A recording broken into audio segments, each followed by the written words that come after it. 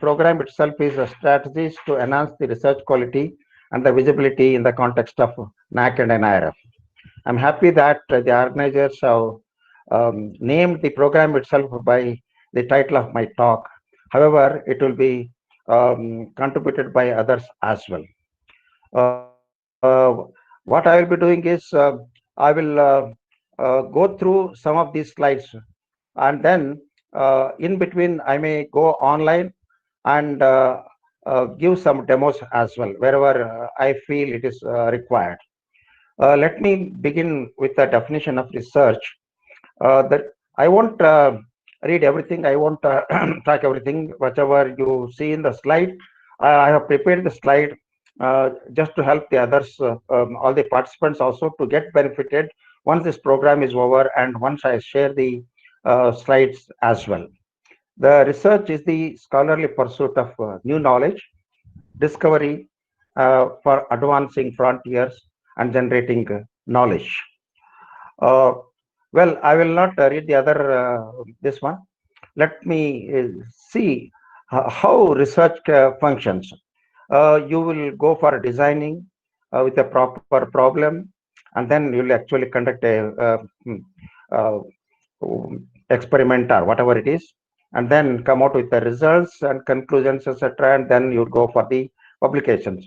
That is with the foundations for funding by the government or the institutions concerned under the regulated bodies like government and the institution by itself, and with an application for the public, private, or personal. Now let us have a look at the principles of research quality. These are the important ones, that is relevance, the significance and the usefulness of the research, the credibility, the conformability, transferability, legitimacy, and effectiveness, and so on and so forth. This can be defined by, these have been defined by many authors in many ways. Well, when we go for research, what actually goes wrong with the research process? In the designing, we may not design a proper method or proper entire process of the research. It could be a biased design as well, and it could be a design without the prior approval, and it could be unmanaged conflicts of interest by the stakeholders of the concerned research as well. It could be the researcher, guide, or the institution, etc. And while conducting also, there could be some lacunas. The people can fabricate the data. That means to say that you plan something properly, but when actually you are doing the conducting the research, instead of taking the proper data, you fabricate the data, or you falsify the data, or incomplete records, and one can also violate the rules. While publishing, there are a number of issues. I'm just mentioning few of them. Plagiarism, that everybody is familiar about that. Honorary authorship, ghost authorship, and duplicate publications. Well, I'm not going to deal every details of these aspects because my concentration is on research quality. Okay. While doing the research, some of the following features are overlooked. Like, for example, so many times whenever you overlook this sort of features, it leads for a research misconduct. One of the starting one itself is the casual attitude towards the literature review. I'm not going to talk much about the literature review as such, but one should be very comprehensive while doing the carrying out the research. Otherwise, you will be misrepresenting.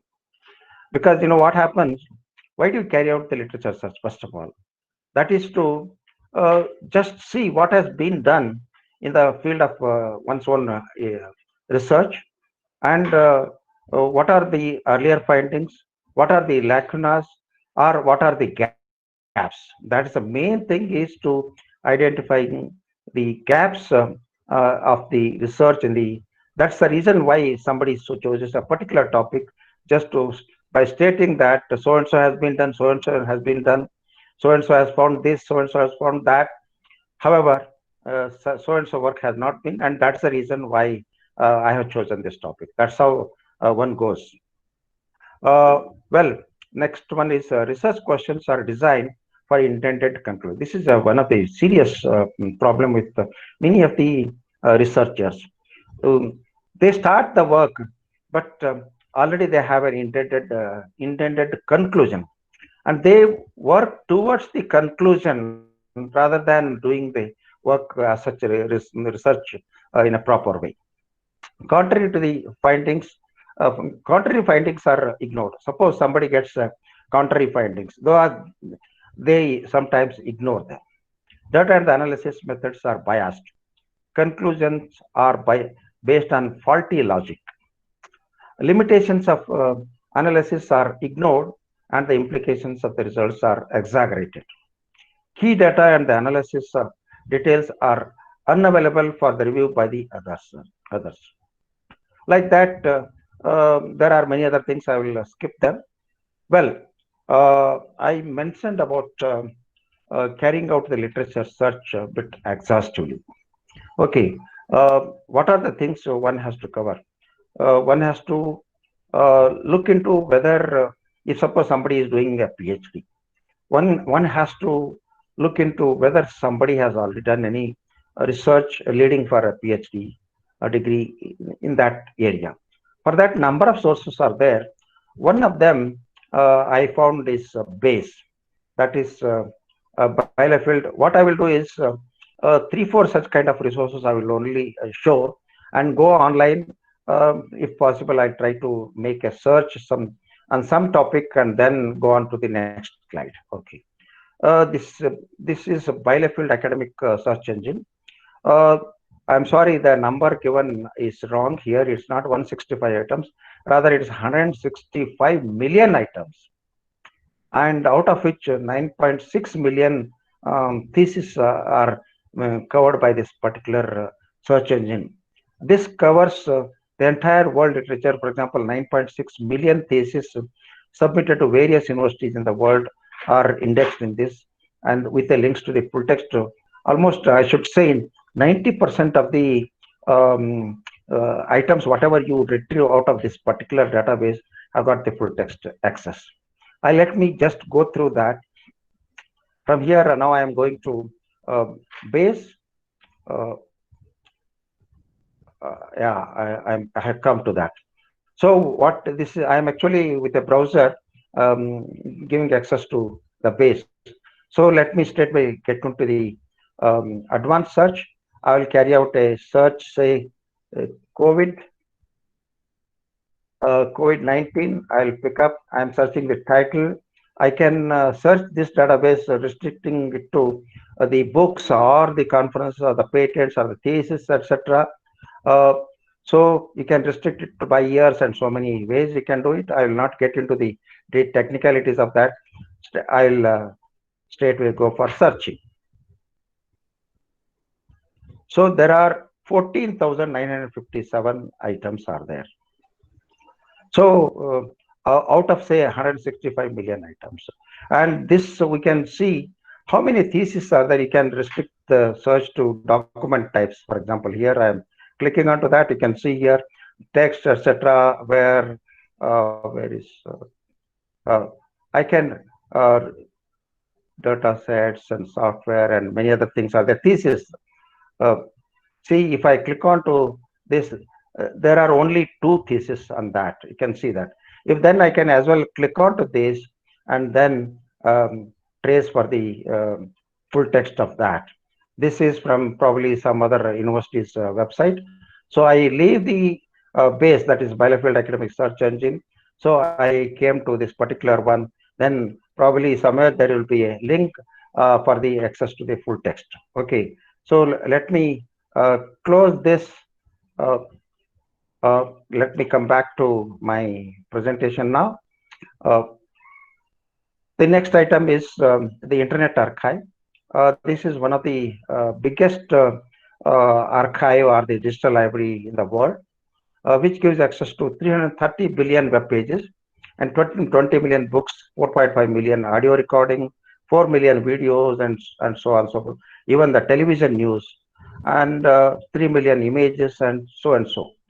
Well, this is started in the, somebody is talking in between.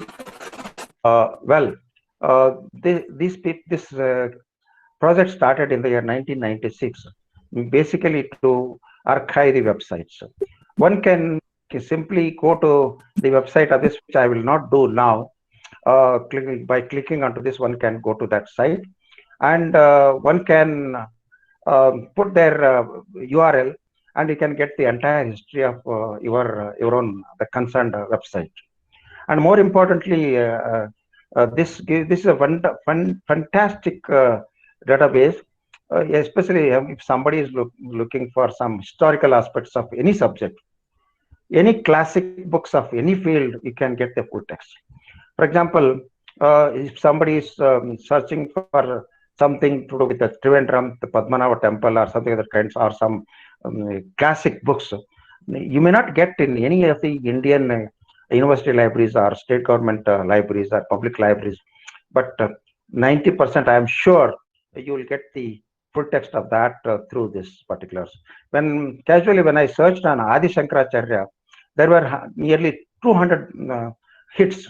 Of course, there will be duplicate titles as well. You get the full text as well. Not only that, one can also make the system to read for you. And because this also serves for visually challenged people in a big way. They can hear make the system to read the book loudly for them. Of course, even we can make use of that. Fine. Now, let me go to the Google Scholar. I am not going to describe too much on Google Scholar, but for the sake of purpose of this particular seminar or webinar, I'm going for this.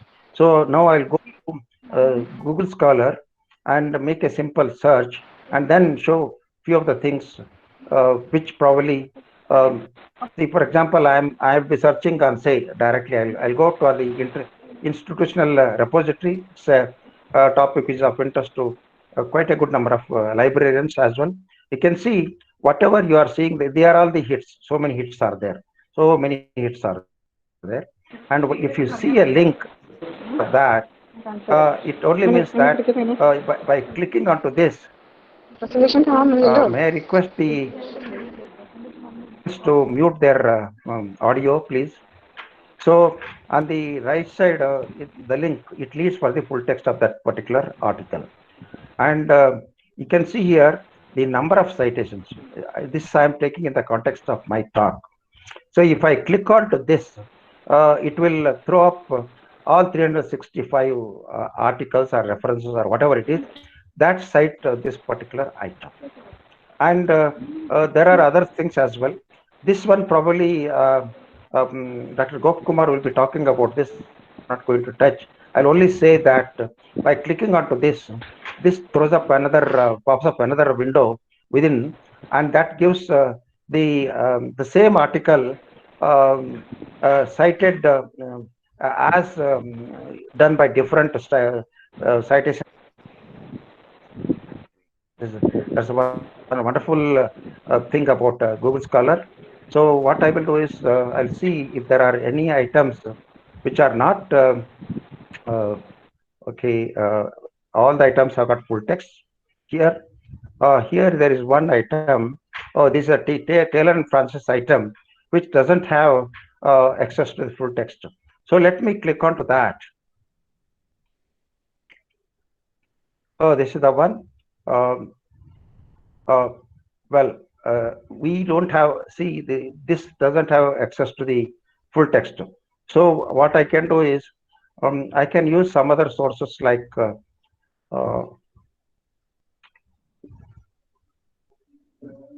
anyway, let me not waste the time. I can only say that you can go to this abstract details, etc., and copy the DOI number from here, and then switch over to then visit the some site which I'll be showing in the next slide probably. Yeah, this is the one. You can go to Sci-Hub. Well, this is a rather illegal site. But it is on and on, thanks to that lady, Alexandra Albakin, a neurologist, Russian lady. Now I think she is 32 or something of that kind. Uh, Take any publisher in the world, including Elsevier, Springer, etc. Uh, Even the articles which are in the press can be accessed by using this one. What you are required to do is you go to any other database, or even for that matter, full text databases of, say, Science Direct or some other one. And from there, you search, make a search, and then copy the DOI of that particular item for which you need full text. Copy that and paste onto this. Well, this raises the eyebrows of many publishers whenever I talk about this. But many people also say that Gowder, why should you talk about this? That's a big question that comes to me. Interestingly, I made a study of. I've also found a lot of references how it's being used in the world.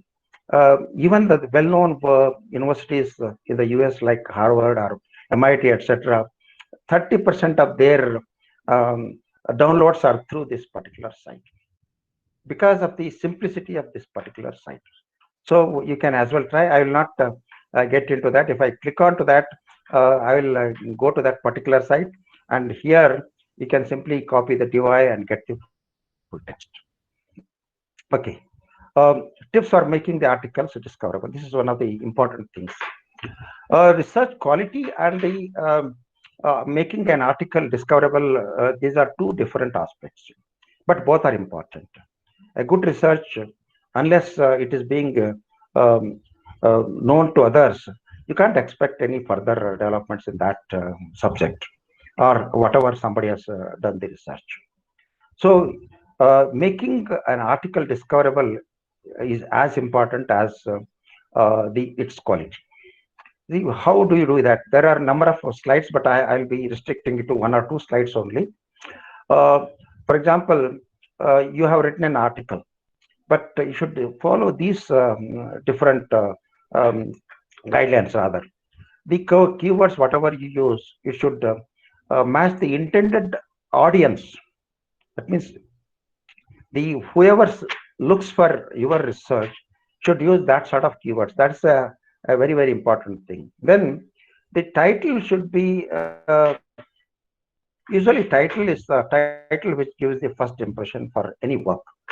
So it has to be very relevant, one thing.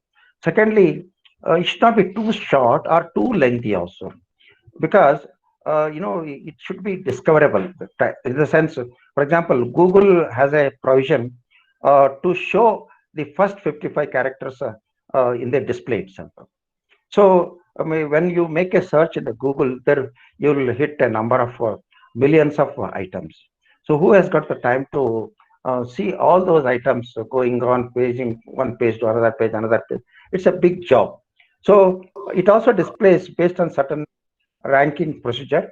The first one is usually most relevant based on citations, and so many other things are there. So you have to look into that. Then headings and subheadings also should be in such a way that they represent the topic of the research. Then abstract. Abstract is seen by many search engines, because you know what happens.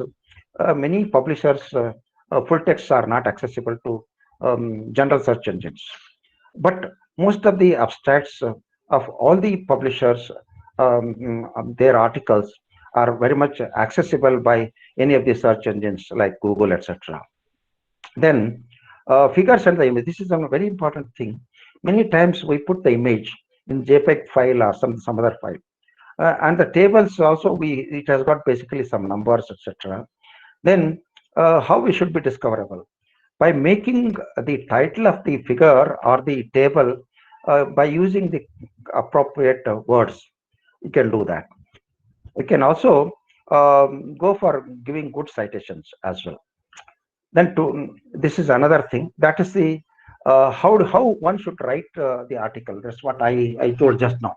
But writing an article following some of these guidelines is one aspect, but making it available but better visibility is another aspect of it. Apart from that, you have to naturally to get a better visibility, one has to publish in high quality journals. High quality journals, just now, Principal Madam was telling that is impact factor, etc. Fine. There is a difference between the impact factor and the citation index that I'll be describing in the later part of my talk. But for the time being, let me say that uh, you can we can say that the journals that are covered by and large, as accepted by many world agencies, universities, and funding agencies, covered by journals covered by Scopus and Web of Science, they are supposed to be of high quality. But there are also a lot of politics is there. Let me not get into that. I'll be telling a little bit when I go on to those particular tools. Now, prefer open access journals. This is very important. Open access leads for something else, which I'll be telling later part of my talk. But one should prefer open access journal. But one need not feel that open access journals are low quality. No, there are n number of open access journals which are of very high quality, having impact factor of 7, 8, even 10, 12 like that. There are two ways of doing it. One, gold open access. That's OA only for or hybrid OA or with APC charges, like article processing charges. Green OA, after embargo period, it's available to everybody. Okay. Now, not only open access, for that matter, even number of well-known publishers like Elsevier, Springer, and many other publishers, they have certain percentage of open access journals which they are publishing. But of course, they don't do it as a charity basis. They get the money for the purpose of publishing charges, etc., by in the form of an APC, that is article processing charges, by the concerned researchers, and then they go ahead with that. Okay. Deposit preprint. This is another thing. What happens? Many of the publishers have policy of allowing the researchers to upload their papers to the concerned institutional repository, a repository maintained by the concerned institute or the institution level or national level, etc. One can do that. But you know what happens? For example, let me take the example of Elsevier. What Elsevier, you send a paper, it gets revised and gets accepted. Once it gets accepted, before corrections, you incorporate the corrections and then send it back to the publisher, and then they'll go for publishing. But whatever copy you send it, but it is a peer reviewed but pre-published. That's the one which is that copy is allowed to be deposited into the preprint or the institutional repositories. Okay. Another important aspect is many in India, not many people are using these sort of tools like RSIT. RSIT is a wonderful tool for making getting the better visibility for our research. This body gives unique ID number for each of the researcher. One can as well get into that. Many times, without the knowledge of the researcher, RSIT ID gets allotted to them. One has to, and the Scopus author ID, etc. And then engage in academic and social networks like Mendeley, ResearchGate, etc. This is another way of doing it. Uh, Mendeley is a tool, rather a citation tool, about which Dr. Gop Kumar will be talking at length about that, possibly, I'm sure.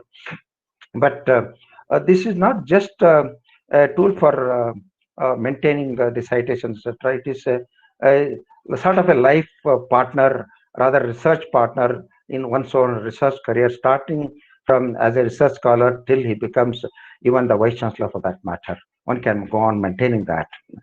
And use the other social media like LinkedIn, Twitter, Facebook, etc.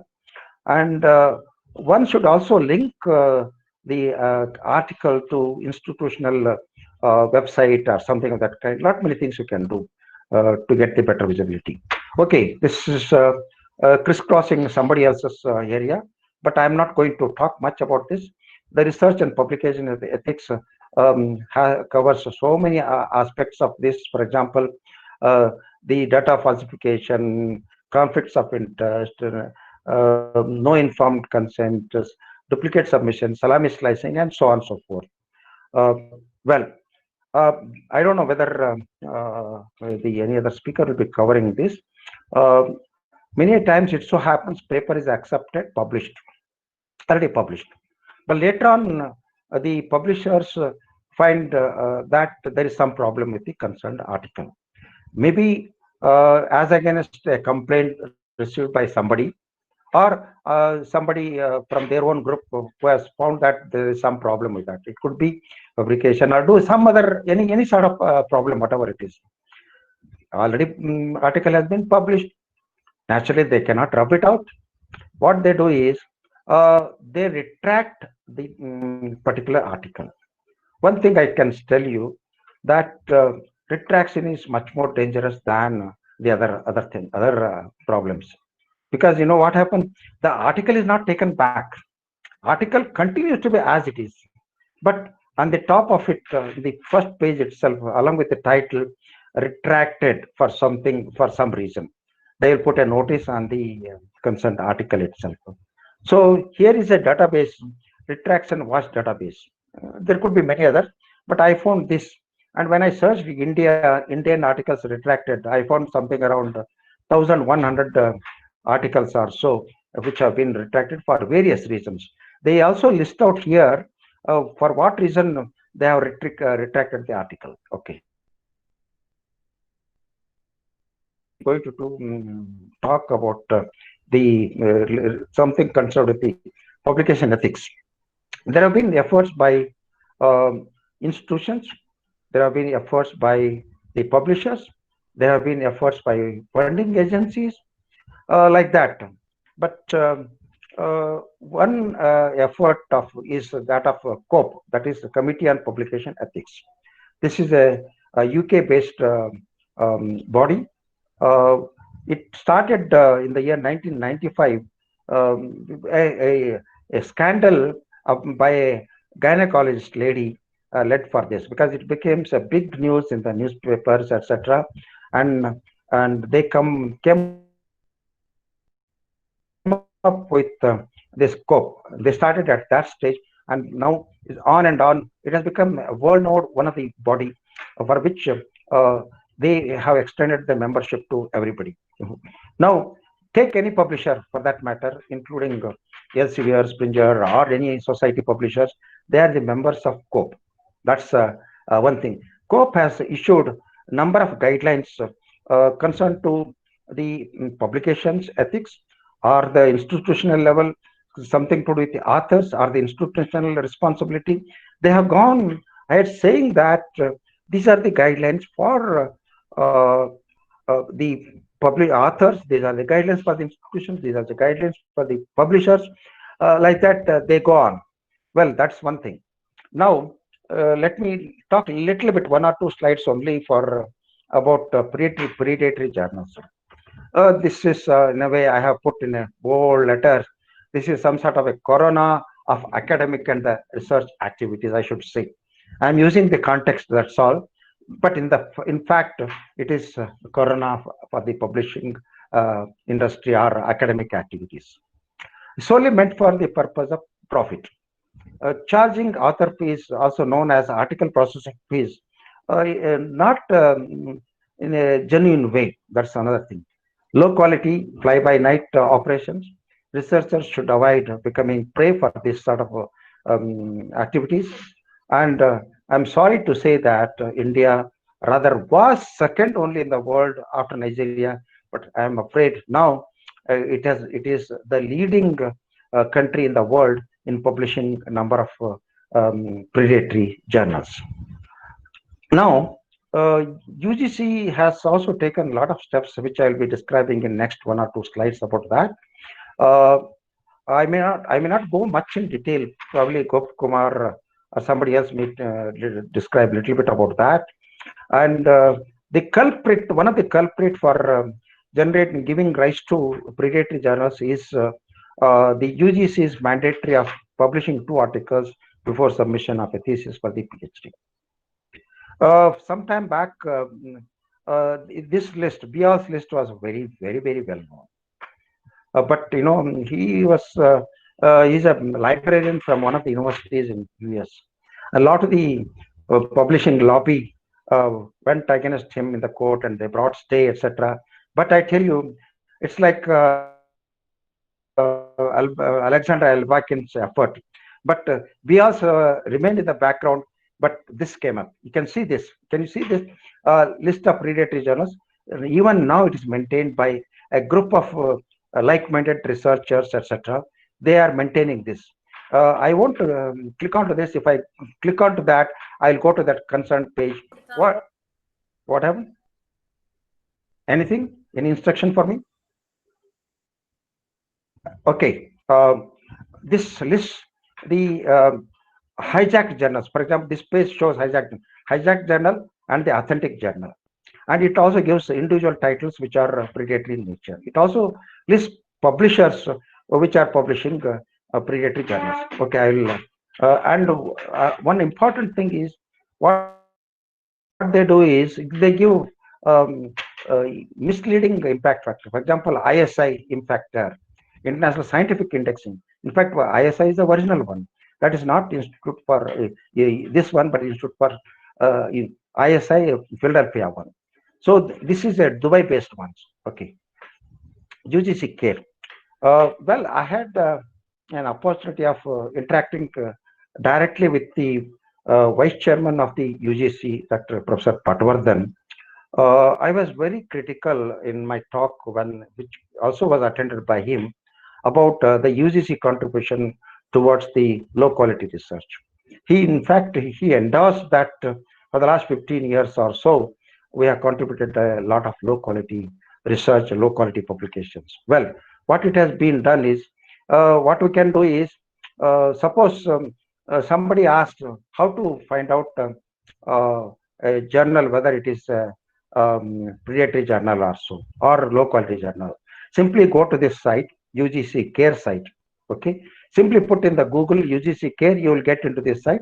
You go here and select the type, and then click on to type the journal name, then click on to that. It will clearly say that it is UGC recommended or not. If you don't find the title, it only means that it is not recommended by UGC care.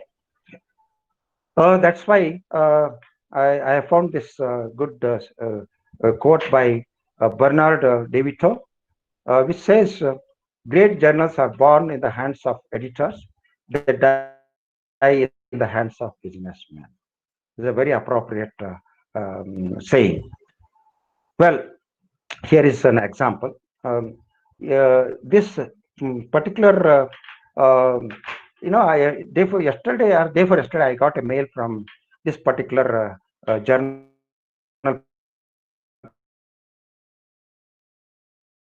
publisher.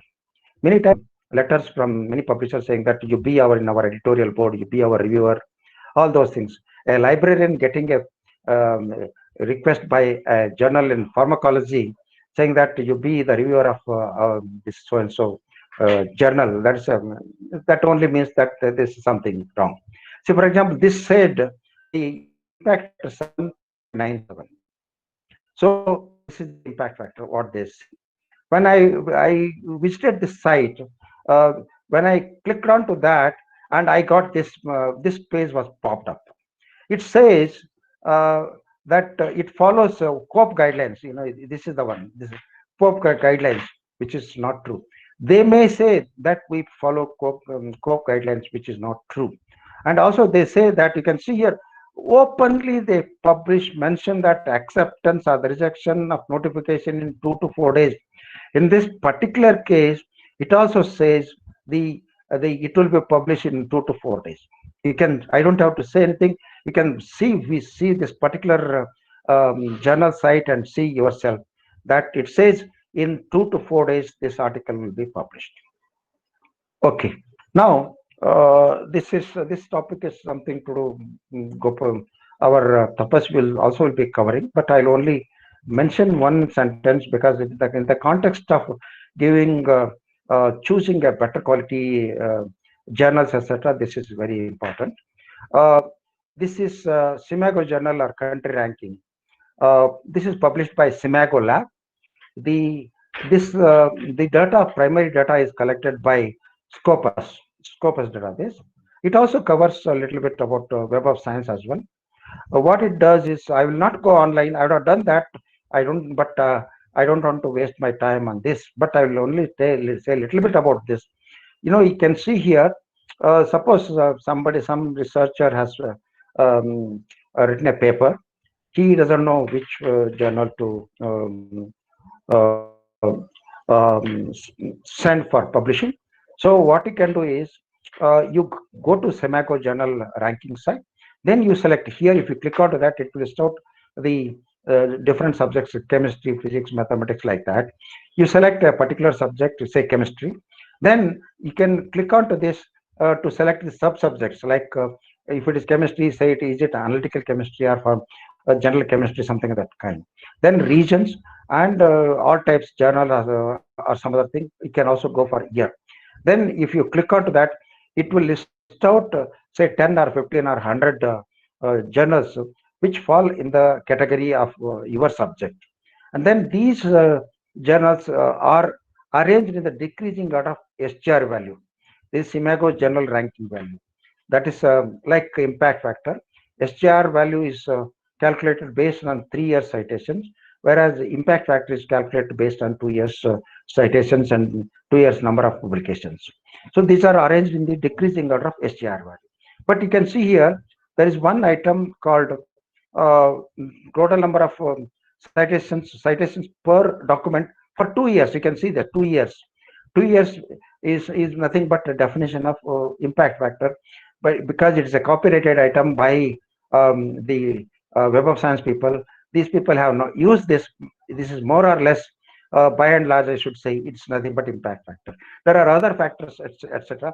Initially, by default, it's arranged in the decreasing order of this SGR value. But if you click onto this, it will list out the same list in the decreasing order of impact factor or this particular factor. Okay. So I will not get into that. Another thing for giving the better visibility for the research is you become the partner with ERINS. This is a wonderful work or the initiative of InflipNet. So if I click onto that, I will go to that, but I will not do that because I want to spend more and more time on the in the demo of Scopus and Web of Science, making those things much clearer, the citations, impact factor, etc. Okay, you can see here what it yesterday I was seeing. They have nicely arranged it now. If you click onto that, you will get this site. They have arranged the institutions who are the members of this this one in central universities and then colleges, then state universities, like that. They have grouped them under those categories. I could see some 3 or 4 Kerala institutions as well in that. You click on that, what happens? It throws up the profile of that particular institution. It could be a research institution or it could be an university by itself. Okay, there it will. Sir, excuse me, Gada sir. Excuse me, sir. I am interrupting you because I am not getting the slides. Are you sharing any slides or I'm just getting your voice? I'm sharing. But we are not getting the slides. Just if there is any technical guy, just ask him or her to resolve the issue because I am not getting. I think many of them are getting. They are sharing it in chat box. Please ask. That could be the problem. Hello, hello. Yeah. Hello, sir. Yeah. Sir, you please go to the people on the right side. Okay. When you go to the people on the right side, you can see Ishwar Gowda presenting. In the right side you only. Pin on that. Yeah, you can see Ishwar Gowda sir's face, and below that, Ishwar Gowda presenting. You pin on that Ishwar Gowda presenting, it will come to the screen. Okay. Okay, let me try. Okay. Let me try. Can you not disable them? Can you not disable their presentation? No. Each person has to do it. It is not controlled from here. Yeah, it's now okay. Fine. Working. Working. Thank you. Okay, okay. Thank you, Carry on, sir. sir. I'm Okay, sorry. okay. I'm sorry for the Madam, interrupt. madam, please check with others because so much I'm going on bombarding and the people are not in a position to see the presentation. It looks Yes, all backward. participants, those who cannot see the slides, kindly do this. Go to the people. You can see Ishwar Gowda sir's face and below that Ishwar Gowda presenting. Just pin on Ishwar Gowda presenting. The presentation will come to the screen. Okay, can I start? Thank you. Go ahead now. Can I go ahead now? Yes, sir. Yes, sir. Yes, Please sir. carry Yes, on. sir. Go ahead. Okay, I'm sorry for the some technical glitch. Probably there's a limitation of Google Meet. I don't know. I am not aware of that anyway. It doesn't matter. This particular site, yeah, if say for example, ISC is one which has really done in a good way. Many engineering colleges and universities have done, for that matter. It is some sort of a research profile of that institute. You can go by the department wise or individual wise.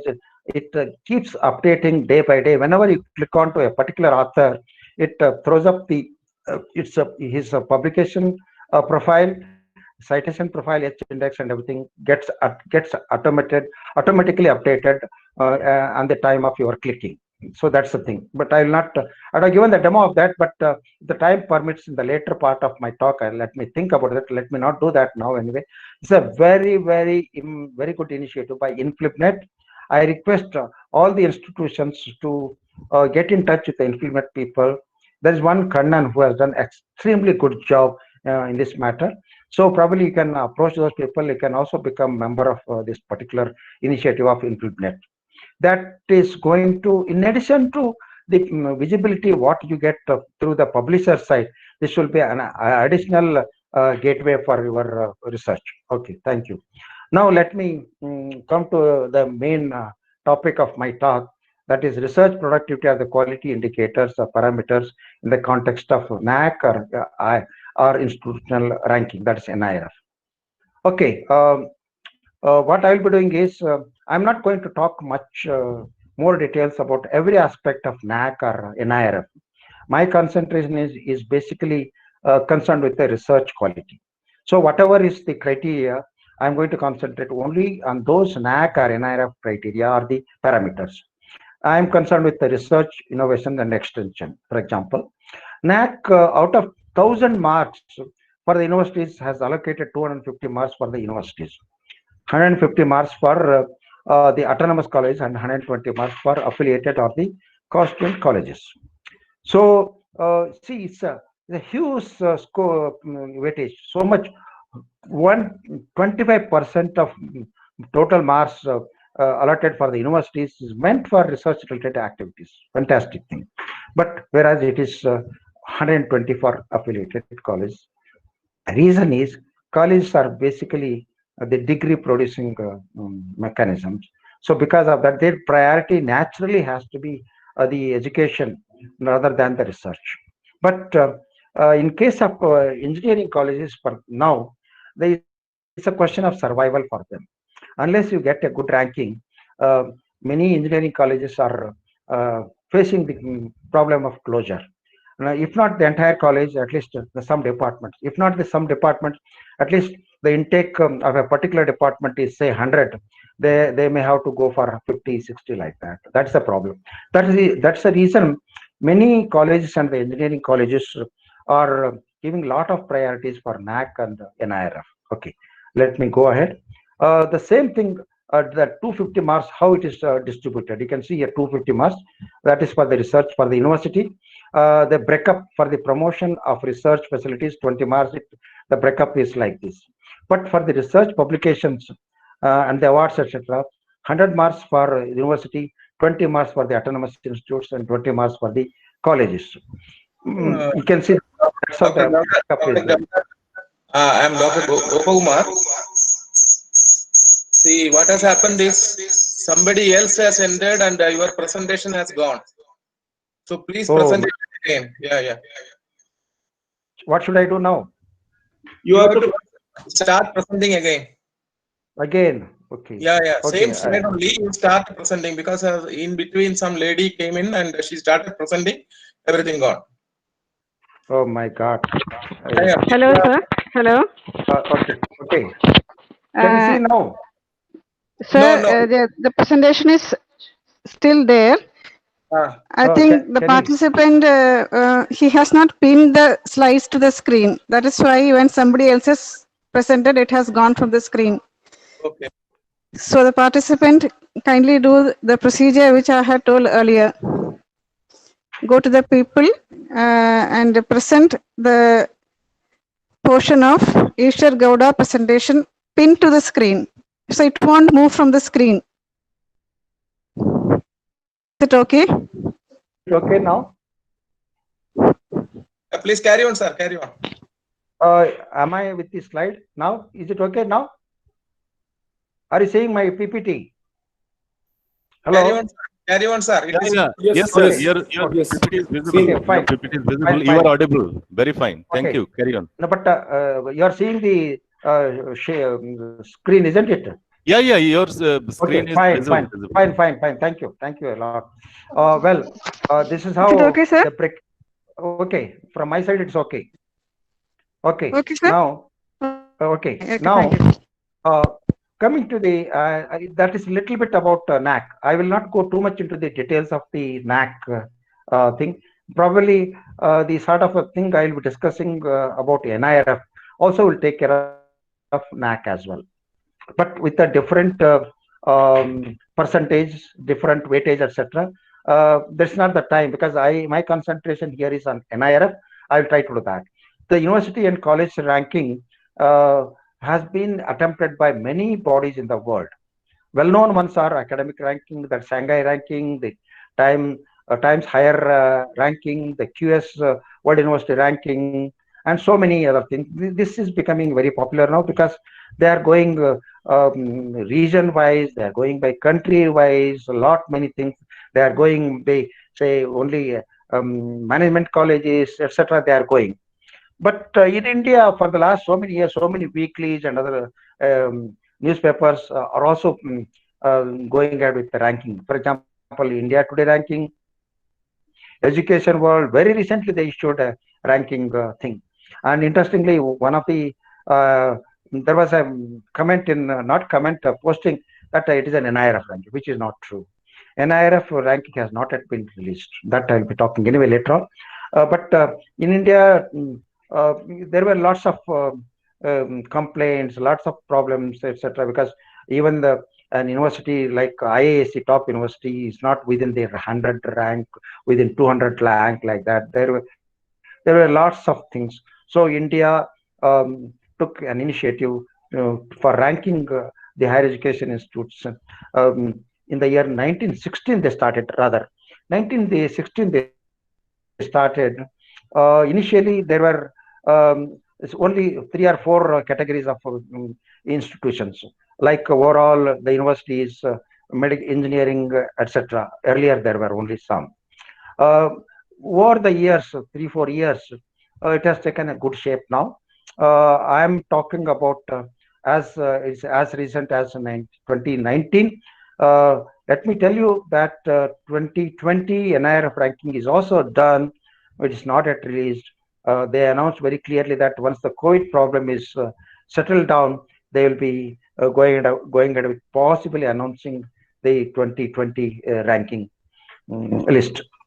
The parameters are TLR, that is teaching learning resources, the RPP, that is the research and professional practice, then the graduation outcome, the outreach inclusivity, and the perception. And the types of institutions covered now are overall. Let me clearly mention, overall is the one which includes all the institutions, provided if the student strength is more than 1,000. So suppose there is an engineering college, the college may apply for ranking. But if the number of student strength is more than 1,000, that case also will be considered under overall. And then universities, medical colleges, agriculture, management, engineering, overall, etc. Okay. Now, NRF considerations are, its emphasis is on the data that the institution can easily provide or obtain from the third-party sources. But this is very important. See, just because we are required to give the data we give, let us not be under the impression that whatever we give, that's final. But it should be easily verifiable. The NIRF authorities have got a number of ways of verifying the data, whatever we present to them. The institutions, independent of their discipline, are given a common overall rank. That already I told you about that. I don't have to explain that. If suppose, in addition to a particular university, a particular department wishes to compete, they have to re-register, and in addition, additional details have to be given for that, say, chemistry department. They can get an independent ranking as well. Then the open universities, etc., are not usually encouraged to do this. Okay. Now the weightages for NIRF ranking are like this. 0.30 out of 1, for example, is for TLR, and for this one 0.3, and for graduate outcome 0.2, the outreach and inclusivity 0.1, and perception 0.1. I'll be explaining it a little bit about at least this one. I am more concerned about it. You can see here, research and professional practice. It includes combined metric for publications, combined metrics for the quality of publications, IPR, the patent-related activities, and footprint of projects in the professional practice, and execution, executive development programs. I'm not going to touch other parameters at all. Let me get into some more details about that is research and professional practice, etc. Out of 100 marks, out of 500 marks, 100 is already told you, 100 is meant for this RPP activity, and that is broken up like this: 35 marks for combined metrics, and combined metric for quality 35 marks. There's patent related activity 15, and projects, etc., it's another 15, totally 100. Well, this is the list of top 10 universities as per 2019 results. IAC is the number one. Well, there is one can also see that IAC gets second rank in overall. But if you take into overall activity, IIT Chennai, IIT Madras is the one which gets the number one ranking. Under universities, IAC is one, and these are the other universities. I have taken, for the sake of convenience, just the detailed score of all the parameters of IITM, which is first rank holder under overall category. You can see here, I will not touch TLR, etc. I will only concentrate on this, that is RP. You can see here the RP score of IAC is 35. That's then 35 for QP, then 15 for patents, and 15 for this. So if you compare this particular score of, say, top institutions like IIT, IISCs, NITs, etc., they are really good. These values are really good. But here is another one. Yeah, perception is another thing which is a little bit troublesome, which I'll be describing or explaining in the later part of my talk as well. Okay. Now, kindly excuse me, the people who are from other states, because the participants are more in number by Kerala, and host is also Trivandrum All Saints College. I'm concentrating on Kerala results. This is the Kerala participation. So many colleges, etc. You can see overall, the universities, bar universities, overall 233 institutions participated in 2016. There was no other breakups there at the time, and we could not get the correct number of Kerala institution in 2016. One has to go through the entire list, go on clicking one by one.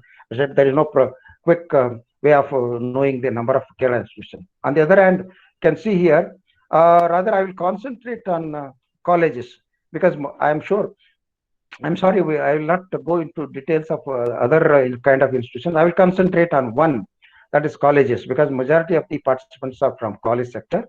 Let's see about that. In 2017, totally 535 colleges participated. Always forefront runner is the engineering college. They are more in number by way of participation. See, out of 535 all over the country, 16 were Kerala participation. I should say. Uh, then in 2018, out of 1087 colleges, 53 were from Kerala, and out of in 2019, out of the 1304, the number of participants were Kerala. You please try to remember this figure. This is where you will be happy to learn the few good things about Kerala. Okay. Again, I will concentrate on colleges. Okay. Well, you can see here, this is the some sort of a Kerala institutions ranked below 200. I'll go for the breakup later on, but I'm concentrating, as I already told you, only on colleges. Okay. The out of 200 ranking, they went for 200 ranking. 14 were from Kerala, uh, and again 37 were from Kerala in 2018. Hats up to the Kerala college. Imagine a small state like Kerala can have 42 out of 200 top ranked institutions, colleges rather. That's why I put a flower here. See, imagine it's almost, I should say, what's the percentage? I don't know, it could be somewhere around nearly 20% or so. Is shared by Kerala. So I should congratulate the Kerala authorities, Kerala colleges, Kerala State Higher Education Council, and many other players concerned. Okay. Well, here is again a breakup of how many between 1 to 100 and how many between 101 to 150 of different kinds of institutions. Here are overall universities, engineering colleges. See 42 again like this. Here pharmacy, management. Unfortunately, except medical, every something you or the other is there for Kerala. Well, here let us take the universities side. See Kerala University, for example. Initially, let me. I have just compared 18 and 19 figures with a score of 47.32. They had 47th rank under universities category, definitely under overall category. And in 2019, they get a promotion rather with 35 rank. Same is the case with the MG University, 49th rank, and QSAT 94th rank, and University of Calicut 90th rank in 2019. Okay, this is under universities, the same thing. The other institution did not appear. An additional thing has come, that is Kerala University, MG University, Cochin University, University of Calicut, all important major universities, and they have improved their performance. You can see here, the Kerala University had 30th rank in 2019. They got 22nd rank, and 34 to 30th, 69 to 65, like that. There is always a promotion for these universities in terms of ranking. I hope in the present year 2020 results are announced. I am sure not only these universities will improve their performances, probably some more universities will get into the list.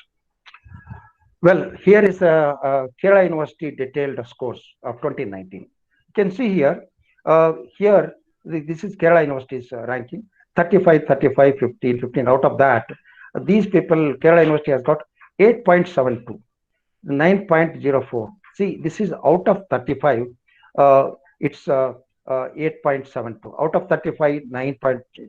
Imagine here, this is one thing one has to, universities are not caring for the patenting activity. Probably they care for more for the publications rather the patenting activity. So, in fact, at least Kerala University has got something to represent here. and 90% of the universities in the country do not have any figure here. They usually have the zero value here. And this also is good, right? Not really good. These figures in case of IAC and IITM are really very high here. Okay, you can see here, even this one, Kerala University, although it's such a well-known university of Kerala, the perception, you can see here, out of 100, they got only 8.39. Probably by improving these figures and this particular figure, you can see here, all the other figures are good. The graduate outcome is good, the TLR is good, and Y is good. All those things are good except perception and this research related parameter score. Probably they would have got much better ranking, right? Okay, here I go further analysis of the Kerala universities, taking actual scores, what they would have done. I have put, you try to look into these two arrows. Okay, you can see here, Kerala University. I will take example of Kerala University. With that is 22nd rank. 22nd rank under universities category or something like that kind. Okay, you can see. Don't get confused between two things. The ranking could be overall under overall category or universities category. It varies. Both the value, the ranking varies. Okay, anyway, let's concentrate only on this. The TLR score 74. Probably that's the highest among the Kerala universities. TLR score of Kerala University. On the other hand, its graduate outcome also is highest, 85. It's a really good out of if you compare other universities. On the other hand, MG University has got highest score of RPC. That means their research output compared to any other universities as measured by the concerned authorities of NIRF or the third party people who are giving the data to these people is more by MG University. And this one, that is OI, that is OI is and outreach and inclusivity. Calicut University probably they have exceeded all other universities. You can see that. Then, as far as the QSAT is concerned, their perception is higher compared to the other three universities, but not very impressive. But still, among compared to other universities in Kerala, QSAT has done better. So, if suppose these two values were to come up of these all these universities, probably they would have got better ranking, right? Now coming to the colleges, I have not gone too much into the details of college level analysis. I only listed 18 and 19 list of colleges who got the ranking. We can see the University College of Trivandrum 18 and 19 with this course and got a rank of 18 and 23 respectively, 2018 and 19. So like that I have gone into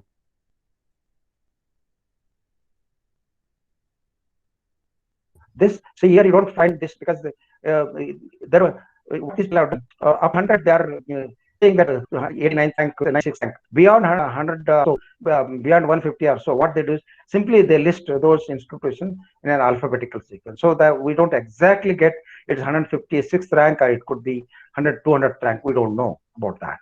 Okay, these are the, you can see if your college has got a name in this, and I will go for the next page. There is some more list, 23 colleges list. Okay, you can see those figures are okay. Now let me talk about research publications of top 100 institutions. You can see here whether it is let's take example universities.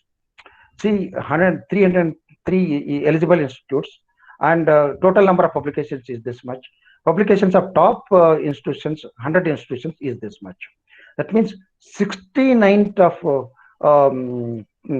publications are by 69% of, and if you take total number of institutions is shared by just 100 institutions.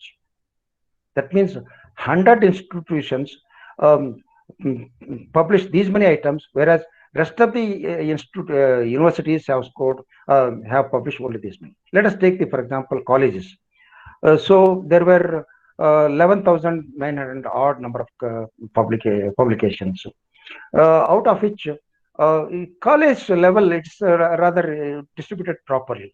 See, for example, these many institutions, and 45.56 percentage is published by top 100 colleges, whereas the rest of the colleges have at least contributed this. You just see these figures: 67, 32, 69, 30, 81, 18, and colleges 45 and 54. That means at least even the other colleges are doing much better. But you'll see the next slide is a little bit disturbing. Rather, I should say that highly. No, no, it's not disturbing. Anyway, I'll skip this slide. I'll go to the next one. Number and the percentage of applicant institutes having zero publications. Zero publications. Imagine. Can anybody believe that 7.64% of the universities had zero publications? One would wonder why. It doesn't mean that they didn't have any publications. They had publications, but they didn't have the publications as covered by UGC list or that sort of things, or rather Scopus list or something of that kind. But in case of colleges, it's fairly better. 31.47% of colleges did not have any publications at all. That is zero publications. So this is where actually colleges have to concentrate, because they need to increase their publication activity. I'm sure those people who have done their PhD, those faculty members who are having PhD degree, they should continue to have some understanding with the concerned university, or if not their own universities, they go for some other universities as well. Try to have some link with them and try to have some research projects and try to come out with good publications. Okay, avoiding predatory journals. Anyway, it's a duplicate. This one, I'm sorry for that. Okay. Oh, what's the? I don't know why this came up. Okay.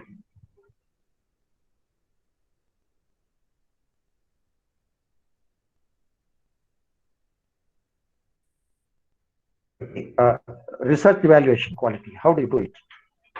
How much time is left? Can I ask the organizers? What's time? Anyway, doesn't matter. I'll go on. I think we have time. We have no problem. We can take 5 or 10 minutes. That's all. Okay. But my important thing I have not done. Anyway, you have got program up to 3 o'clock. Okay. Sir, if the organizers permit. Okay, sir. At 12 o'clock we have the next session. You can continue, sir. Then. Up to 12 o'clock we have next session starts at 12 o'clock. You can see the other people's this thing also, and then you can allow me. Anyway, I'll skip this slide. Why research evaluation, etc. It's very obvious. How do you do it? One assumption is any impact evaluation or the ranking is controversial in nature and cannot be absolutely objective. This is with this assumption only all the other things, as the in the beginning itself the principal madam also told about this, but I'll be making some of those things clear. Usually we have bibliographic indicators or the non-bibliographic indicators.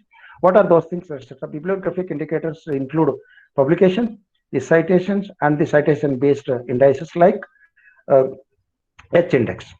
Okay, I'll skip some of altmetrics is the one which I need to say a little bit about it.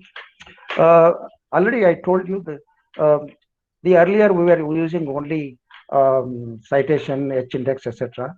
But nowadays altmetrics is also playing its own role. Altmetrics include usually most of the publishers they give the altmetrics values. That is how many times the article has been downloaded or consulted or viewed, etc. All those figures one can make it up. I'll show one slide where it shows that sort of details. Here is a Nature item, so and so article. It has Web of Science so many citations, Crossref so many citations, and Scopus so many citations. And these are the so many times tweeted, LinkedIn, and that's our Facebook, etc. You will see those values here. Okay, this I'll skip. Non-publication indicators. These are more mainly how many times PhDs one has produced, etc. Fine. Patents, this is very important thing. How many getting a patent is one aspect, but getting it commercially exploiting is another aspect of it. But most of our people, they bother about how many patents one has got. Okay, this is very important in the to understand the concepts of H index, etc. If you, these publications are cited by say 2013 items to the publication, and this 2013 and 16 is cited by 29 items. In the context of these two, these are the cited article, these are the citing article. In the context of these two, these are the cited items, these are the citing items. So if using this sort of relation, one can also go for developing their literature review activity as well by tracing the article citing some important articles in a subject of or important articles by some certain authors. One can get into good list of articles in their own subject area. General impact factor, how do you define it? Impact factor is a number of that corresponds to the average number of citations to publications in a specific journal received during the 2 years following the year of publication. This confuses. Okay, here is this particular one makes it very clear about the impact factor. Say 29 impact factor, a particular journal, what it means. 29 cites to 2017 and 2018 content of that particular journal, same journal. There's so many. These are the citations. These are the number of articles published by the same journal in the same year, so the 17, 18. One thing, impact factor is a journal level metrics which normalizes the citation count by amount of scholarly citable content. One should remember impact factor is not an article level matrix. That means whenever you are taking care of an individual's or institutional this thing, you should go by the concerned publications and the concerned citations, H index, etc., not the concerned journal's impact factor. Earlier, they used to follow this. They used to say, ask in the this one UGC APRs, how many articles you have got published in a journal having an impact factor value of 2 to 3. That's a humbug way of taking it. Luckily, they have taken it out now. It's no more. It's valid now. Okay, H index. The H index is the number of publications H that is attributed to analyzed unit during the analyzed time span that have at least H citations. Okay. Improving H in the index, etc. I'll skip this. The tools for calculating the these citations and H index, etc. are well known. One are Web of Science, which cover 18,000 journals, Scopus 23,000 journals, Google Scholar, there is no limit at all. This I'll skip.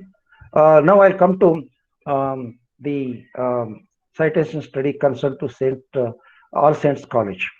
Okay, these are the Scopus IDs. This is the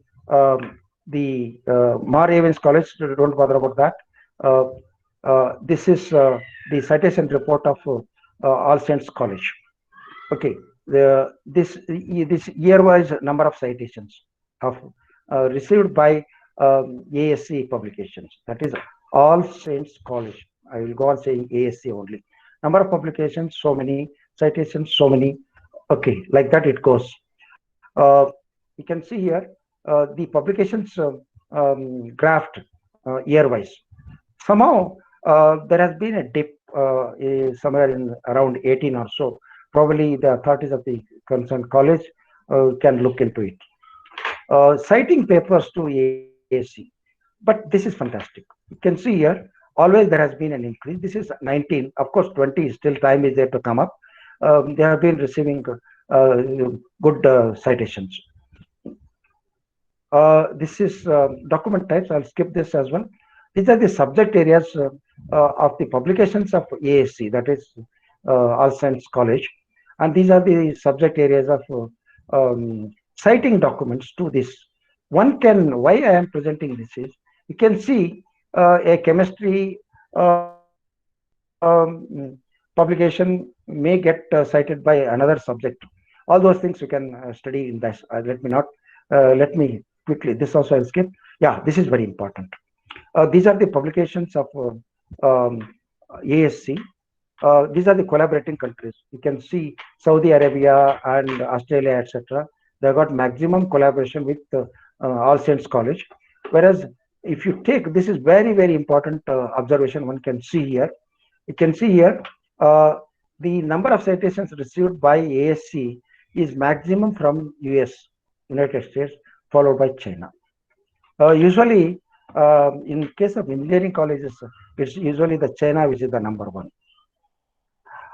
Then collaborating institutions, that is ASC collaborating institutions, whereas this one is the citing institutions. You can, why I am presenting this is an author who is working in some area can see where actually who is the author who is doing some research related to his work by tracing his citation and taking the concerned institute, getting in touch with people, and that could lead for many other collaboration between your own institution, your collaborating institution.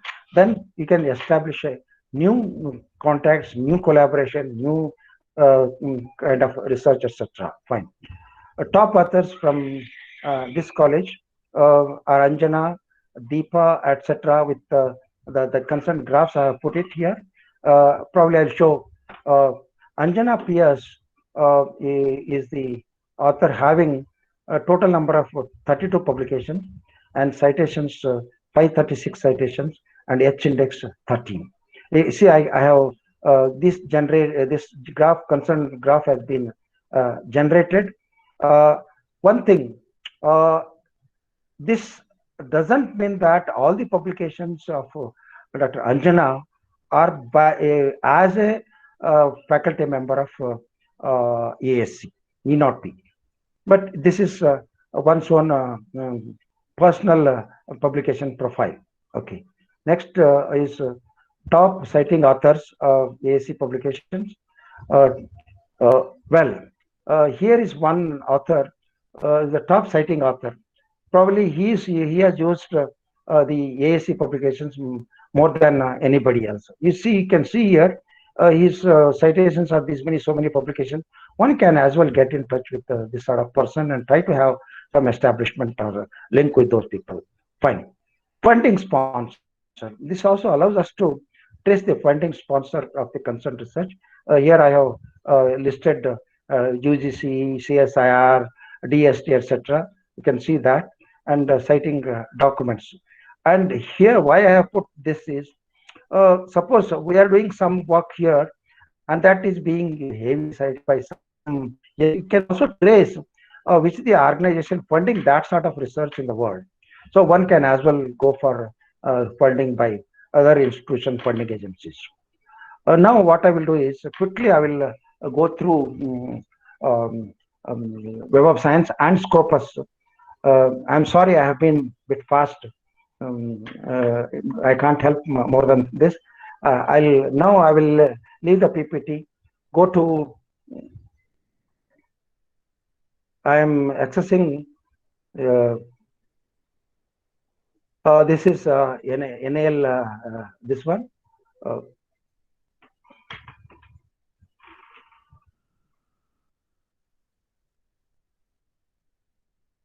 I'm putting my credentials.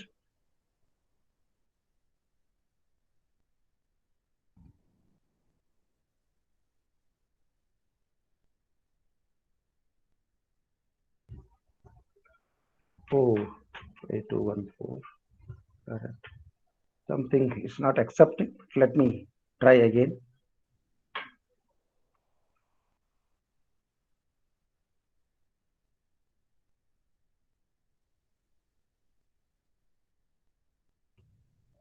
I hope.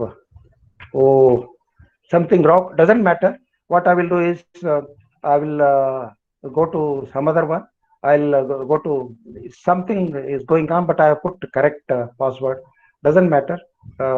Okay. Let me go to Scopus.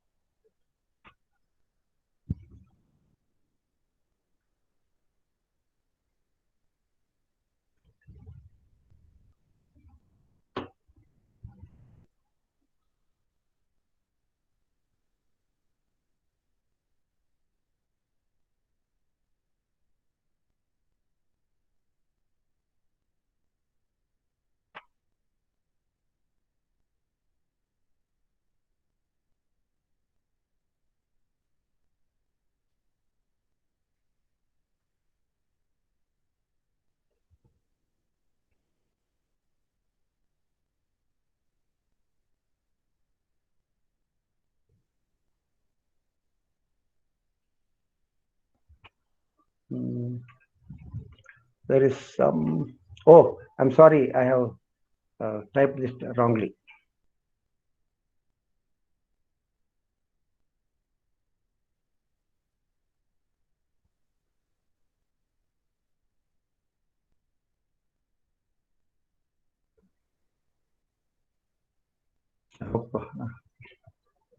Yeah. Okay.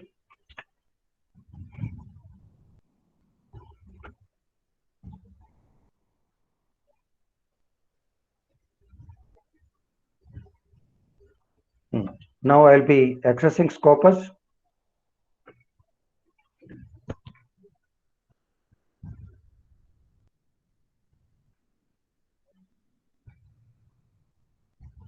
There should not be any problem. Unless, actually, this is a sort of a trial access. Yeah, luckily I got it. No problem. See, Scopus, I am on the first page of the Scopus. You can search the documents by using article, title, abstract, or keywords, or anything of that kind, or the author affiliation and so many other things. We can do that. The affiliation name or the affiliation city, etc. Can do in any way you want. Or you can search by any particular author. You can search by affiliation, the institution name, and you can go for advanced search. So in many ways you can do that. What I will do is I will go for advanced search. I will take one search, one variety only, and try to do. It's only for representative sort of this thing. So it's a bit slow. I don't know. System is a bit slow. Let me. It's coming up.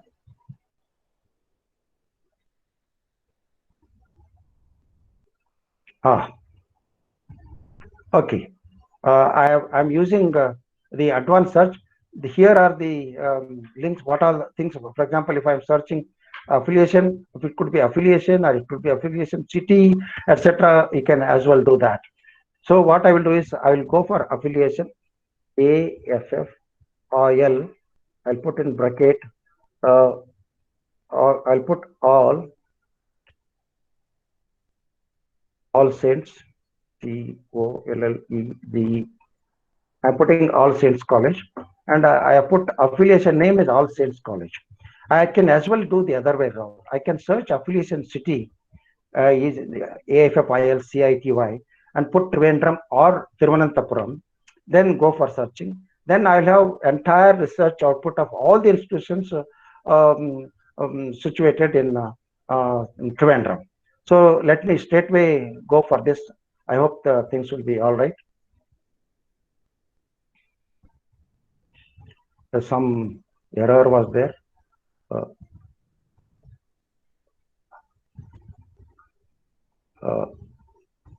Okay, I will search.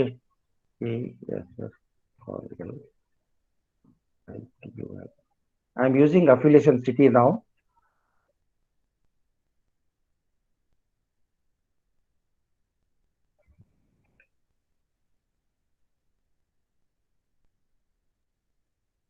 I'm putting Trivandrum.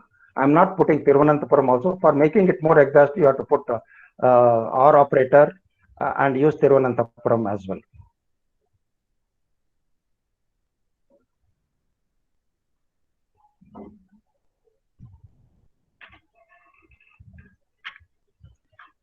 Gangadharan email address anything.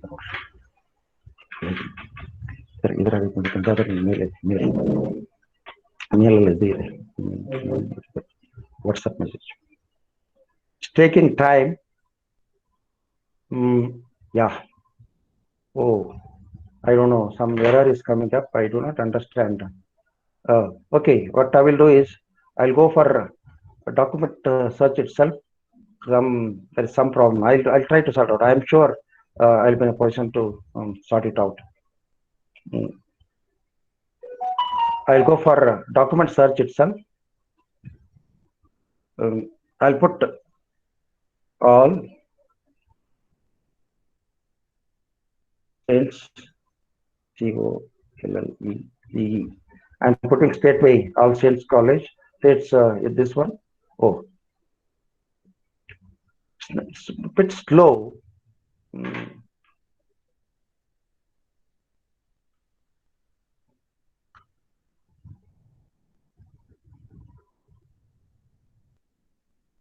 In fact, I have used data only this particular source only for calculating outside research output. I take maximum another 2-3 minutes and try to wind up.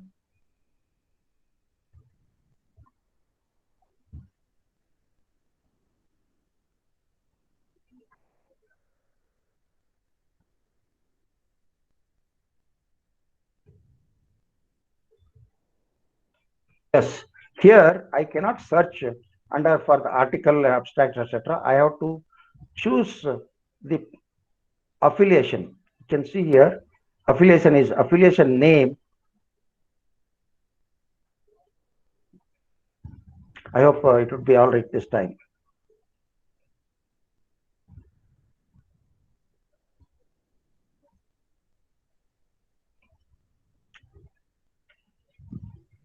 Well, you can use any of these way of searching. Yeah, I got 256. It doesn't mean that all 256 publications are concerned to All Saints College Trivandrum, because there could be all Saints College world over with the same name. Many times it also takes all saints and the college together. They ends up in a combination of that. Here, what we can do is we can select the affiliations.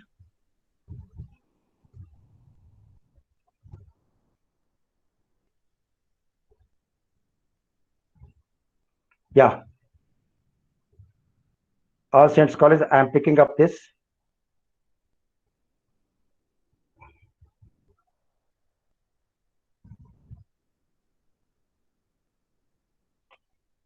So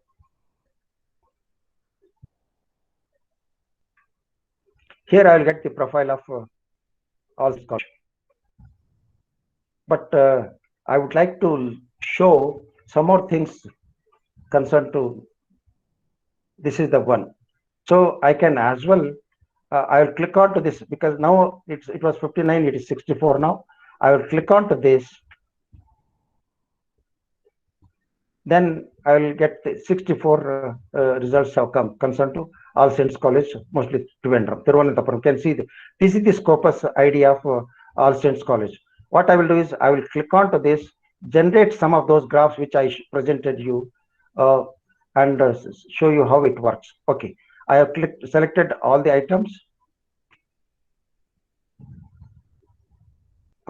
Then I can see the citation overview and generate the H graphs by clicking onto this. But I prefer to analyze the search results now.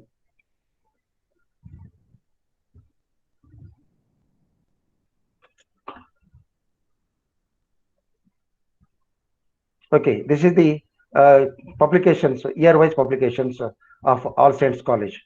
Now, if I want to see what are the countries or the author-wise, etc., I can do that. Affiliation, for example, countries, I record this. See, this is countries. What I remove India initially just to see which are the countries with which Saudi Arabia, for example. See, this is what Saudi Arabia, Australia, etc., with whom the All Saints College has some collaboration in publishing the papers. See what are those institutions affiliation. For example, here this is the one. See, if I remove All Saints College from here, you'll have these are the universities or the colleges with which with whom All Saints College has got publications. Okay. Only last one I would like to show. The funding sponsor is used by this one. Okay. You can do that. I'll also go back and just, I will not go on practically, but I'll show what else you can do using this and how you can do it. Some system is a bit slow. I'm sorry for that.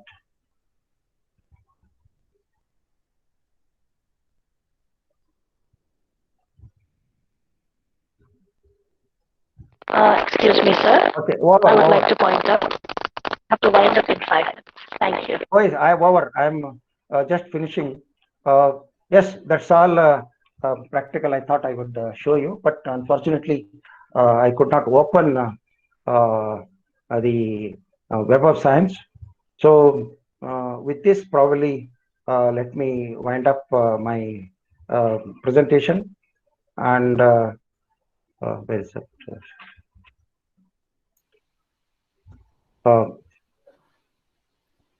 So I will conclude with one statement. That is, evaluating research is difficult. Not everything that counts is countable.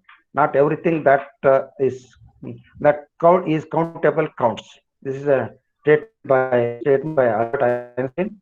But it's partial portrait and invalid portrait. This is my statement. It's a difficult question to answer. This refers to the evaluation of research using this sort of indices. As the principal told in the beginning, it has got its own limitations. A lot of controversies are there.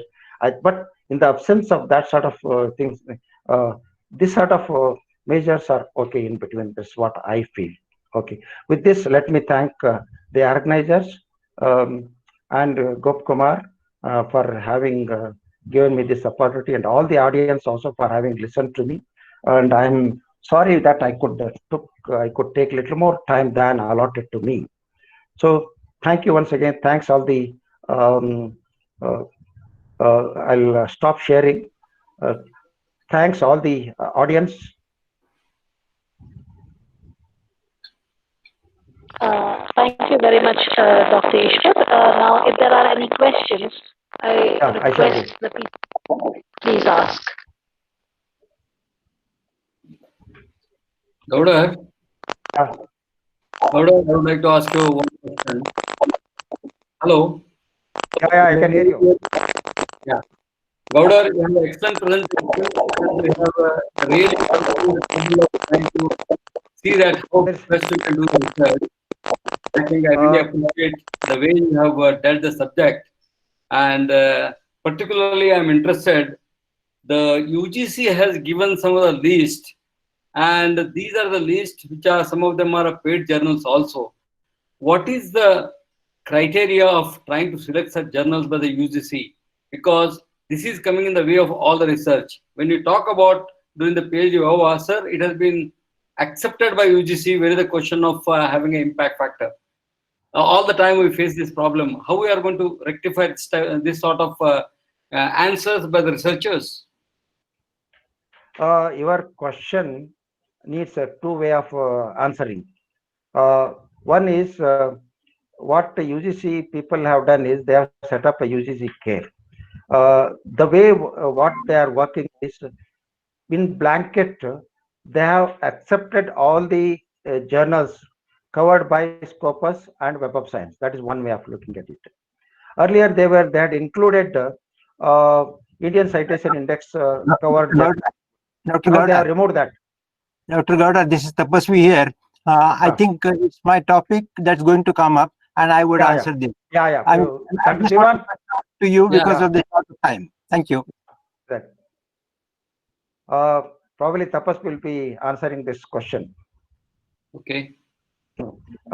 One thing I can say that impact factor is nothing to do with the quality of an individual author or an institutional publication. It is something to do with the journal quality, and that is to be calculated. And you cannot compare, even if the journal is covered by Scopus or Web of Science, the quality journals are quality journals. In that itself, there is a ranking. Some journal may be having impact factor 0.2, somebody may be having 20. It depends. If you are publishing an article in a high quality journal, naturally you tend to get more citation. That's why it is valued more. That's all. Gowda, one more thing also is Devan, yourself being my friend, we can talk separately. I want others to ask some questions. Sorry. Then it's fine, no problem. Go ahead. Go ahead. Day to day we talk to each other. We can discuss those. No problem. Go ahead. Any other question, please? Something to do with the NIRF, etc. Probably. The moderator can throw up some question to me.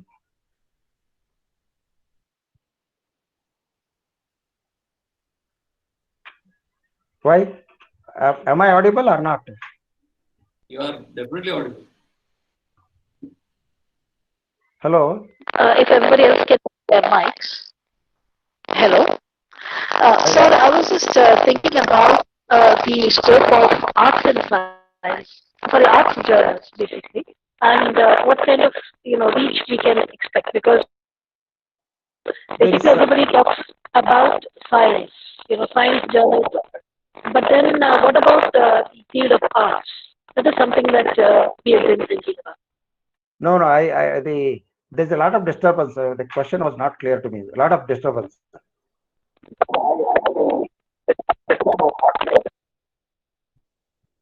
Can you repeat the question? Can you repeat the question, please?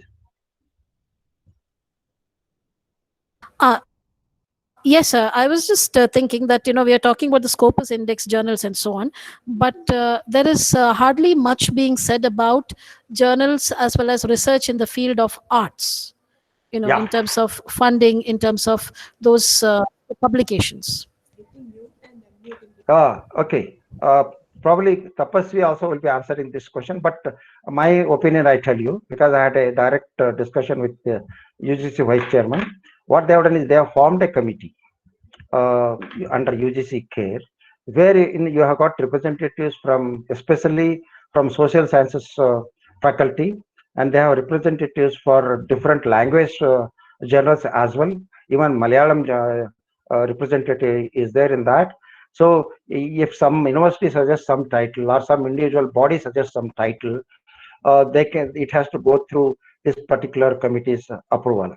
But interestingly, I found that UGC care on its own, it doesn't do anything. For example, ICAR publishes a number of journals. Not even one journal published by ICAR are included in this. That's the part. They should take initiative on their own and to see what are journals published by different agencies in the country, except these predatory publishers. And they should come out with that. Luckily, CSR journals are all included in that. Okay. Any other question now? I hope I answered your question, but Tapas will be the person to deal it in a little bit in detail.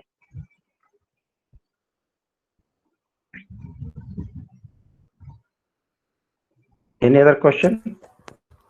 Sir, there is a question in the chat box that is being asked by Ashwini Katti. Yeah. There is a question that says, is it possible? It's showing unmute. Is it possible? Somebody's asking if it is possible to download more than 2,000 data from Scopus. That is, I suppose, pre 2000, year 2000 data from Scopus. I got it. You can download, but you'll have to give your email address, and the downloaded file will be sent to you. That's what is happening if it is more than 2000.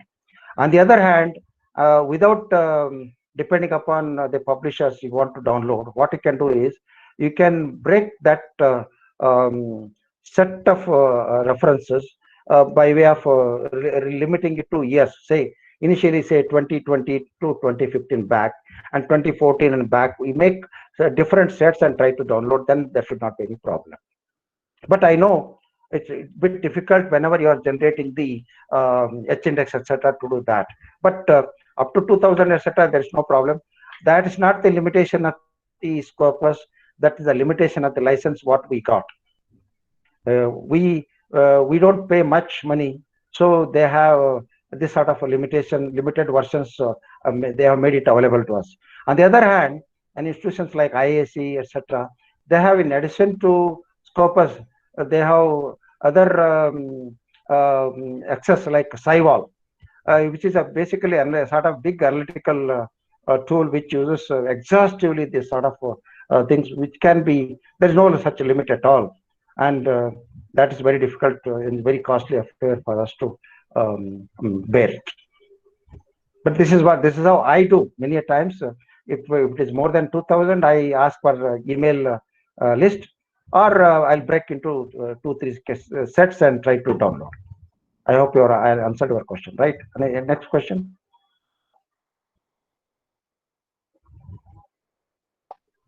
I think we come to the end of the question answer session also. Thank you. Thank you so much. So anyway, we would like to formally thank Dr. IR Gowder. He has managed a wonderful presentation. It was extremely detailed, and the level of research that has gone into your presentation, sir, it's really impressive. And there were aspects of our own publication details that we had missed out, but the way you put them forward and the level of systematic work that went into it, it was an extremely fruitful presentation, and we would like to thank you once again.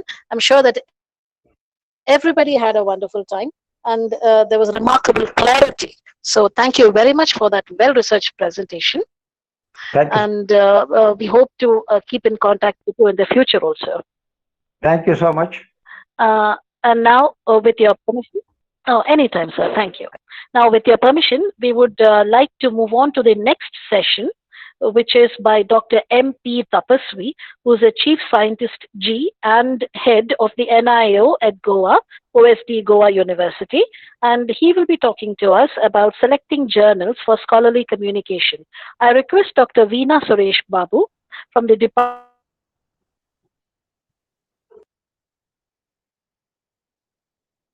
Trivandrum to kindly welcome him. Good afternoon, all. Dr. M.P. Tapaswi, after his master's in zoology, he has his doctorate in library and information science from Karnataka University. He started his career as a librarian at SBES College of Science, Aurangabad. He also worked as librarian at Indian Grassland and Fodder Research Institute, Jhansi. He was serving as head of library and documentation officer at National Institute of Oceanography, Goa, from 1979 to 2013. He also served as officer on special duty as chief scientist at Goa University. He is having great professional experience in planning, organizing, and managing of as well as content management, etc. He has great expertise in developing and maintaining institutional repository and databases of Goa University. He is an expert in the development of different products and services, biodiversity information database on Indian mangroves. Is the audience able to see me?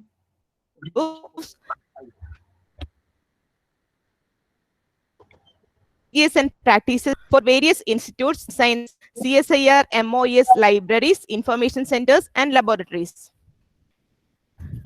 He is having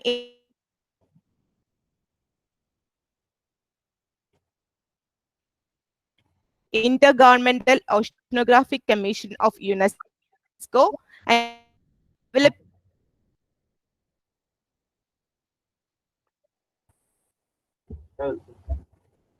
They are introducing me and then information network in African countries. Today, we are very fortunate to have so how are they seeing Dr. me? M.P. Tapaswi with us to handle this. Okay. Okay. Hello. Hello, good afternoon. Can you hear me, please? How do I see my... Yeah, you are audible. You are audible. Right. Thank you. So I'm confining to a very specific topic. That is, how do you select a journal for the scholarly communication? This is specifically meant for the audience from the academic institutions as such. This is because we would confine our discussions only for the UGC care list. Okay, the UGC care list. I would. This is what I'm going to present in my topic. That's the history of this UGC care and in the present status as such. The UGC care list has two sets of journals. One is Group 2 journals, which are basically the journals from the established lists like Scopus and Web of Science. whereas the UGC list themselves have brought up the other list, which contains the journals that are not in the group 2 journals list as such. And this is what is important, especially for the people who are in the linguistics and humanities areas as such. Okay, so I would be speaking. So this UGC calls these journals, this list as Group 2 journals. That is the Scopus and Web of Science, and the Group 1 journals are the journals listed by UGC themselves as such. Besides this, I mean, you have no other option today to publish anywhere else other than UGC list, whether it is good or bad. That's it. If you are in an academic institution, if you want your promotions, if you want your career path to grow, this is the list as it stands today, right? That's one. The other thing that I would like to focus is this, that how do you take precautions while selecting a journal from within this list as such? And then a small 1 or 2 slides on publishing in conference proceedings and books as such, right? So this is what the scope of my talk is going to be. We would see how best we can run through. This is the notice that the UGC sent somewhere in the September 19th to all universities and colleges, higher academic institutions, wherein it was made very clear that the UGC list is to be considered prospectively for any academic purposes, and also the case of selections, promotions, and etc., only publications in this list would be valued and nothing else. I would just like to get back to the history. Somewhere in the the early 90s, the open access journals came up, and this was especially just to handle the problems of the private greedy publishers who used to charge several $1,000 or euros, which even the libraries cannot afford today to pay and subscribe to those. So this was the solution that was thought of, but very soon it was realized that somebody has to take care of the expenditures that are involved in running the journals. So those costs were then met by charging the authors as the article processing charge or under any other name. But by this, what has happened is this, that the great Indian minds thought that there is a lot of money in this, and therefore many open access journals grew. Simultaneously, this growth is, you notice that here is a graph from the Wikipedia, and you see that the number grew more at very large scale somewhere from 2006 onwards. That's probably because in 2006, that's the 6th pay commission, if I'm right, and we all got hefty salaries, and the teachers could afford to make payment for their publications. And there was also a rider that came simultaneously, as Dr. Gowda indicated, that you must publish at least 2 articles in a year in an ISSN journal. Remember that ISSN is not a quality, what you call parameter or criteria as such. If you apply for your journal, you will get an ISSN number. That's that easy. Okay, and then the number of publications grew, and the large number of the predatory journals grew, and the people from within India started publishing in these journals, and then finally everyone started commenting adversely on it. So finally in 2017 the UGC came up with a list of journals without much of thinking. What they said is this, that okay, the articles, the journals that are covered by the Scopus and Web of Science only show you where you should publish in. And then naturally the people from Indian regional languages, the linguistics areas, had no place for their publications in those journals. So was the case for the people from the humanities. Say, for example, Indian philosophy. Who is there? There are no journals in the Scopus or Web of Science as such. Indian history, no journals there. So this was a problem. So there was again hue and cry that where should we publish? And then finally UGC said, okay, you suggest your journals, we will add it to the list.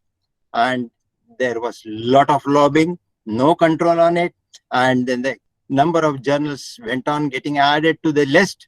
And somewhere in 2018, from Pune University, the article appeared in the Current Science journal, and it showed UGC list, how faulty that list is. They took some sample of the journals and they said that, look, these many are the predatory journals, and they don't fit in the UGC criteria itself straight away. Okay, so they had to be, there was a lot of criticism again on the UGC list. Finally, the UGC thought that, okay, those who criticized, let them bear the responsibility, and probably that's how the UGC CARE list has come in.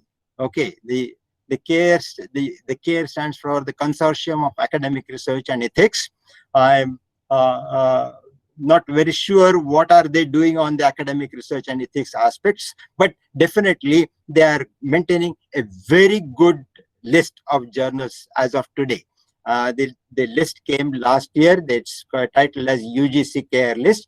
Henceforth, we will use the term CARE list in our description as such. Dr. Gaudar had already shown you the screen print.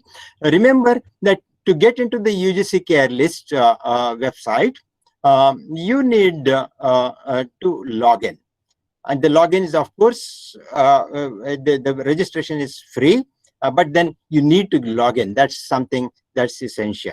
Okay, there are the journals are divided into two groups, as I mentioned. The UGC CARE list group 1, that's the journals which are identified by the committee of UGC CARE, and with the big what you call ladder for the recommendations from within the colleges to universities, universities to the regional university, and then from regional university to the headquarters of UGC CARE, and that's how the journals are getting added.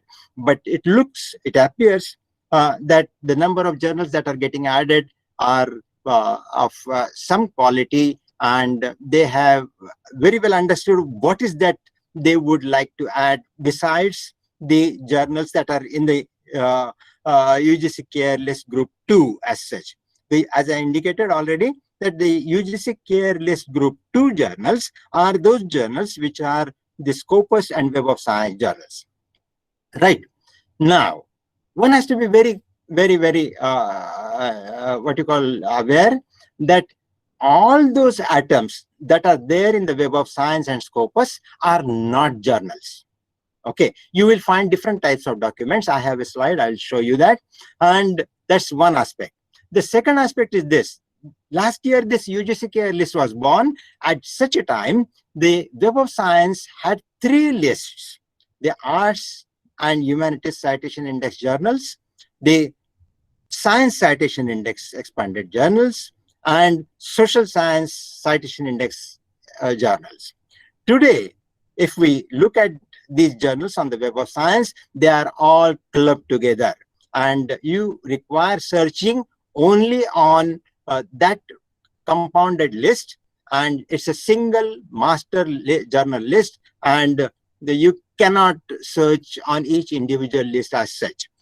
Remember one more thing, that this particular master list also includes another set of journals, that is emerging sources citation index journals. Okay, so these are not the journals that have been recognized by UGC CARE list. So one has to be careful if you search in the master journal list whether it is covered by UGC CARE or not.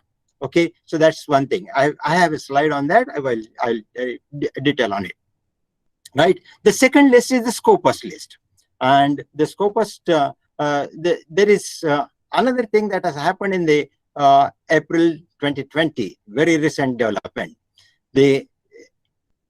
I really admire UGC CARE that there are some questionable journals even among those international lists, and the UGC CARE has been able to show their horns and then say that, hey, no, not all the journals that are in your list are of quality, and UGC CARE list removed in April 2020 some around today's number is some 71 journals from the Scopus list as such. So now, as an author for the publication, if you aim to publish in the Scopus journals, you have to ensure that that particular journal that you are aiming at is not removed from the UGC CARE list by clicking to this particular link on this UGC CARE list. So that's very, very important. Probably this list would keep growing. That's what I look forward. Right.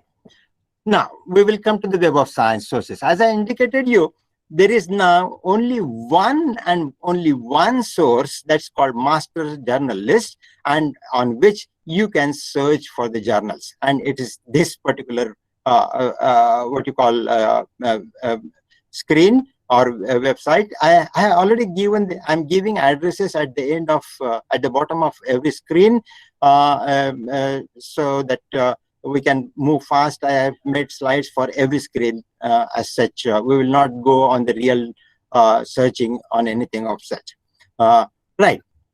As I indicated you, the emerging sources citation index journals, they are part of the master journals list, but they are not covered in the UGC CARE list. So please be careful. If you select any journal in the Web of Science master journals list, ensure, very much ensure that you would not get into the journal that is currently in the emerging sources citation index journal as such. Okay, this is a confirmation from the UGC CARE that the ESCI journals, emerging sources citation index journals, are not part of the UGC CARE list. So please be very, very careful that you don't get into the ESCI journals. Now, how do you do that? So when you list the journals from the master list, the journal description is something like this, and you would find that here the journal, which collection it belongs to, is written. Okay, so if it is emerging sources citation index, please do not consider this for publishing your article in that, right? So please be careful. The other way of doing is this, that when the list comes out when you search something on the master journal list by some keyword, the list is on this side, and then you get the filtering mechanism on the left. You select all those journals that you have interested in. I mean, all those areas that is either science, social science, or arts and humanities, and don't click on the emerging sources citation index. Okay, so by that you would filter out all ESCI journals, and you will have only list of the other indexes as such, and then you are much safer. All those journals are part of UGC CARE list as such. Why is the emerging sources citation index not a part of the UGC CARE list? Is a self-explanatory. The publisher himself indicates that emerging sources citation index complements the highly selective indexes by providing earlier visibility for sources under evaluation as a part of social science, science citation index expanded, social science citation index, and arts and humanities citation index. It's a rigorous journal selection process. So what it means is that the journals that are in ESCI, Emerging Sources Citation Index, are in the wait list. They are in the wait list. They are yet to get into these three citation indexes that the UGC CARE takes into consideration. Okay, so please do not publish in emerging sources citation index. Now there might be a question that the large number of emerging sources citation index journals are covered by the Scopus journals list. Yes, you are right, and then you are safe. You can always say that it's a journal covered by Scopus, and then you can publish in that journal, and then you can definitely go ahead with it. Now, I had indicated in one of my earlier slides that not all of them are journals. Here is the analysis that I did it somewhere in the last month, and what it indicates that there are some around 3,100 documents that are not the journal items. Of course, when you consider the list of something around 41,000 items in the Scopus, I mean, this is something, is a small number, but still, they are not all journals. That's what you must take in consideration, right? Right.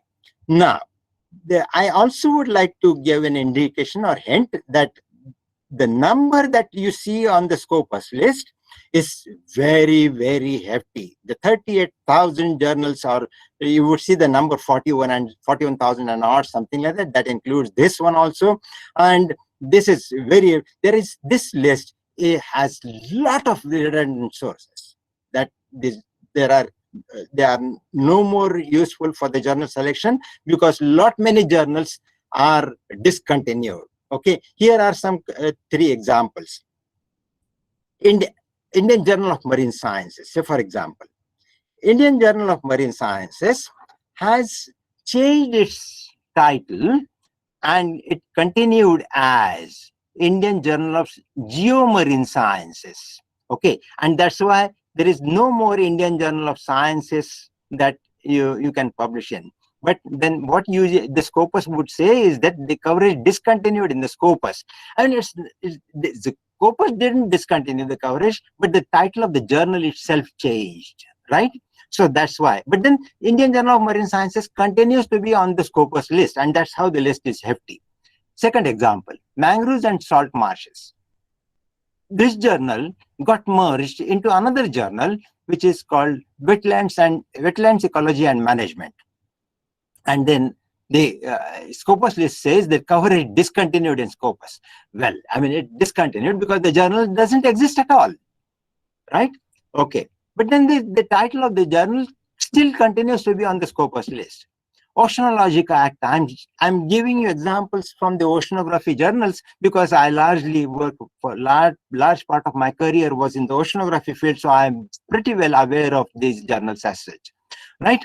Okay, so Oceanological Acta, this journal is actually, it is seized. This journal seized its publication. It is no more available, or it's not publishing at all, and then the Scopus says that the coverage discontinued in the Scopus. So there are actually many journals among those 41,000 number that you see there. They are all redundant titles. You cannot really publish in those journals at all, right? So they are the actual number is somewhere around 25,000 or so, plus minus 25,000 journals as we see today.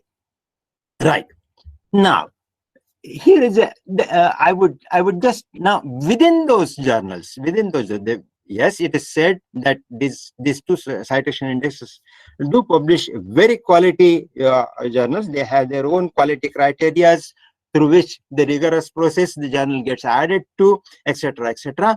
And one good thing about the Scopus is that on this address, if you go, you will find not only the list of journals, but also their quality parameters. Okay, how much is the site score, what highest percentile they have, etc., etc., and all the details are there, right? So now let me show you what I did on the screen print. I searched for a subject area, finance. Okay, I searched on the finance and I got 291 results, that 291 journals as such. And then it started showing me from number 1 journal, which is the highest score among the journals in the field of finance, right? So these are the best journals that you see on the first screen, and as you move ahead, you would see the percentile and then the site score decreases as such. And we will see what is the site score and percentile. But then what I would like to indicate over here in this next slide, that now if I get into the last slide of finance, or see, we have 291 journals that we retrieved from finance, and this is after the 247. After the number 247, you don't find any site score to any journal or no percentile, right? So from 248, all those titles are redundant titles. They are no more either monitored by Scopus or they are discontinued, whatever be the status. But then that they don't have any quality parameter that exists as such. So actually in this particular field of finance, there are, though it is the number is shown 291, there are actually 247 titles in which you can consider it publishing. Now, how do you select a journal? 291 is also a big number. If you are a person in a finance, how would you select among this? I would suggest that you must go by a quality criteria, by the percentile, the quartile in which the journal falls. These are the percentile scores, right? I'll show you again. Say 99 percentile. Okay. So that's here is 3 percentile, 7 percentile, 1 percentile. So this is how the division is. The Q1, the quartile 1, are those journals which fall in the percentile of 76 to 100. Q2 are 51 to 76, and Q3 are 26 to 50, and Q4 are 1 to 25. What I would suggest is this, that start looking for the best journal for your requirement, for your best match. The Q1 journals are most preferred journals. You should aim for publishing in these journals as such. Q2 is okay, fine. They are good journals, good quality journals. They would stay there. And then if you don't find your paper, your work is the best paper, best work, then you can get into the Q2 area as such. Q3 is the least preferred, I would say. Okay, because you should aim always to publish in the best journals, because finally your visibility to your work matters some more than just getting a stamp on your publication that yes, it is in the UGC care list as such. Okay, I would suggest, this is my personal opinion, I would suggest not to publish in the journals in the Q4 category. That is the percentile score of 1 to 25. You avoid as much as possible. That's because what I have noticed is this, that Scopus doesn't have anything like emerging sources citation index.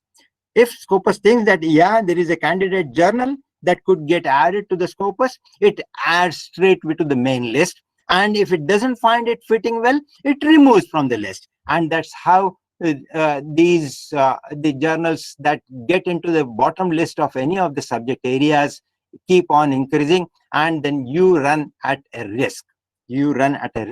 So please, as far as possible, avoid publishing in the fourth quartile journals. Don't publish in the journals whose percentile score is less than 25%.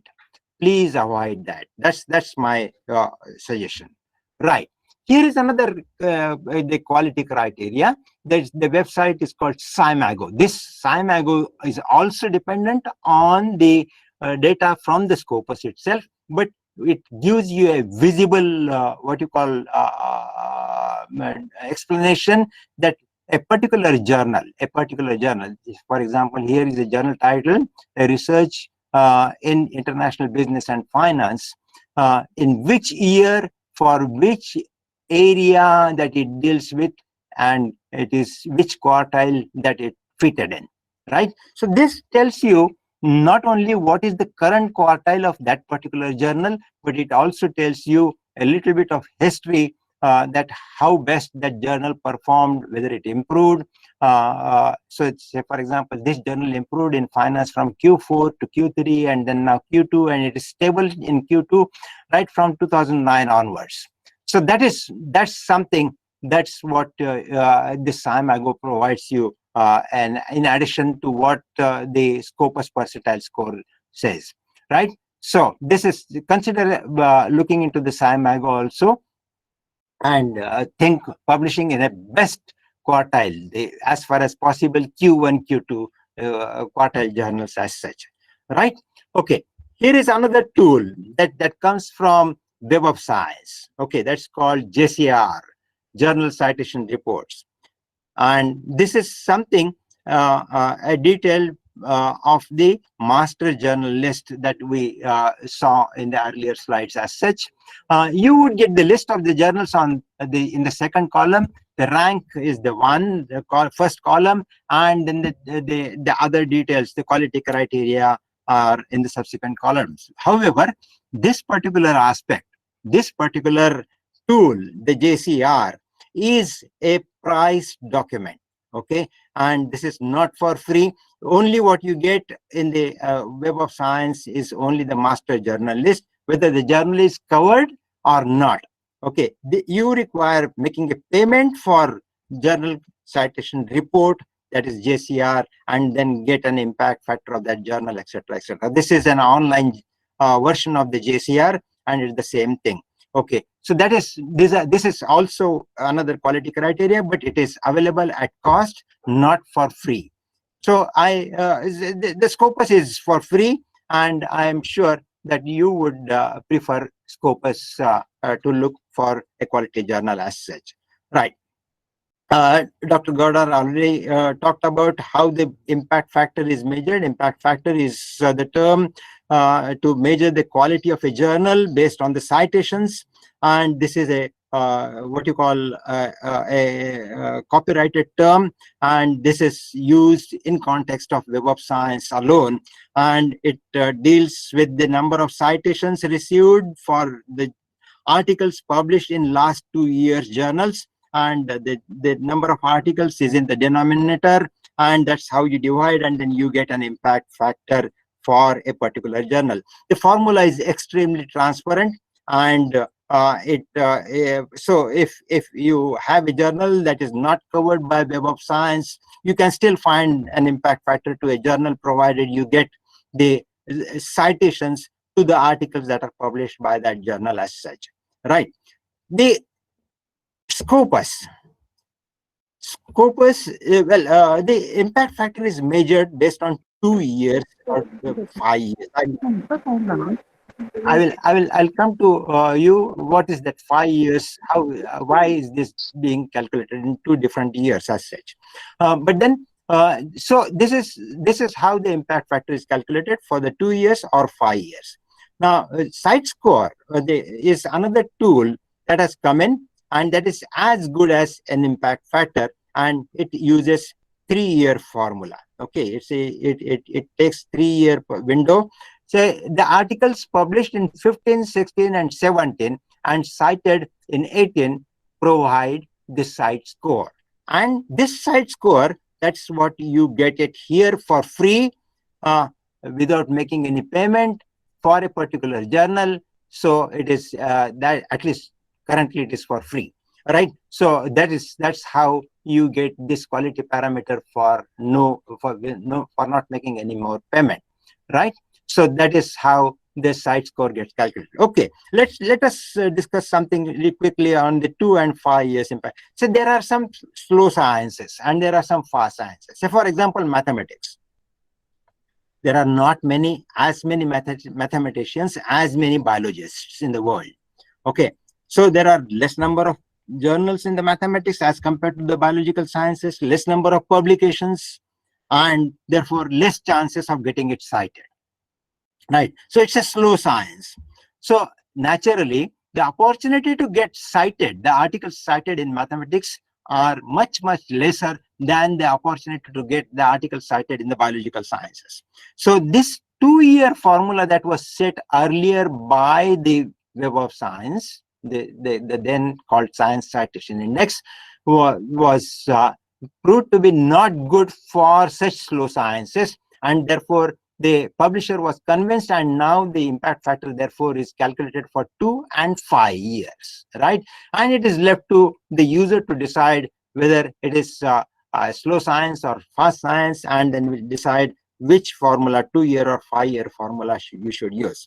Dr. Gaudar already showed you some of those fake impact factor agencies. See, as many of these new open access journals were born, they needed some stamp, some quality stamp, and the impact factor is one such quality stamp for the journal. And the impact factor you can't get. Every journal can't get it, because that's based on the quality, based on the number, it is based on the citations, and it's a very transparent process. But these journals were then looking for some stamp, some good stamp, and therefore the fake agencies giving impact factor were born. And here is a list of such fake agencies: Global Institute for Scientific Information, Global Impact Factor, Universal Impact Factor, Cite Fact. These are all bogus impact factor agencies. You pay them, they will give you some good impact factor to your journal, and you can then write it on your journal.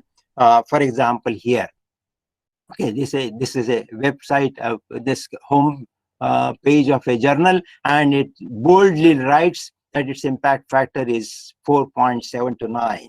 This is actually, they should not use this term impact factor, but they have now even become that much bold that they use impact factor, dropping all the global, universal, or other the prefix terms by this, which are given by this. So please don't get yourself misled by the journal describing the impact factor, right? This is, go, if you want to find the impact factor, either you look for the JCR, or you at least look for the journal that is covered under the master journal list. Then there is some impact factor to that journal. That's it, right? So please do not get yourself carried away by the impact factor that is given by the journal on its home page. Please be careful about this and don't get carried away. Here is another example wherein European Journal of Social Sciences, and this journal is saying that, okay, it had a CITE score of 0.89, and then it also tells that but then it in a short small font it says that it was covered by Scopus since 2006, and the journal impact factors for the years so and so are so and so respectively. It doesn't talk of the today's impact factor. The journal has been dropped from both these lists, both these citation indexes, and therefore please do not get carried away by this. Please do not get carried away. Check whether the journal is in the list of the Scopus or Web of Science, and then only think of considering it for your publication as such. Right. So that's all about the precautions that you should take if you consider publishing in the Group 2 journals. And I would suggest that the people, the researchers in the sciences, the researchers in the social sciences must consider publishing in the Group 2 journals as such, because then you have an international reach, right? So the Group 1 journals, is developed by the UGC CARE list itself, by the UGC CARE committee, and here is the what you call screen print, wherein you can select the what you call search mode by title, by ISSN, by publisher, subject, or language, and then give your value and then click on the search to get it. There are other ways. Look for a list of journals in the sciences, social sciences, and so on and so forth, or the alphabetical listing as such. Okay, selecting the term is tricky. I'll show you, especially that's for the regional language titles as such. Right. I would just like to give some statistics, and that's what we see how the UGC care list, the trend is going on. Okay. In September 19, the number of journals in the Group 1 category of UGC care for the sciences was 363. And in January 2020, that was dropped down to 333.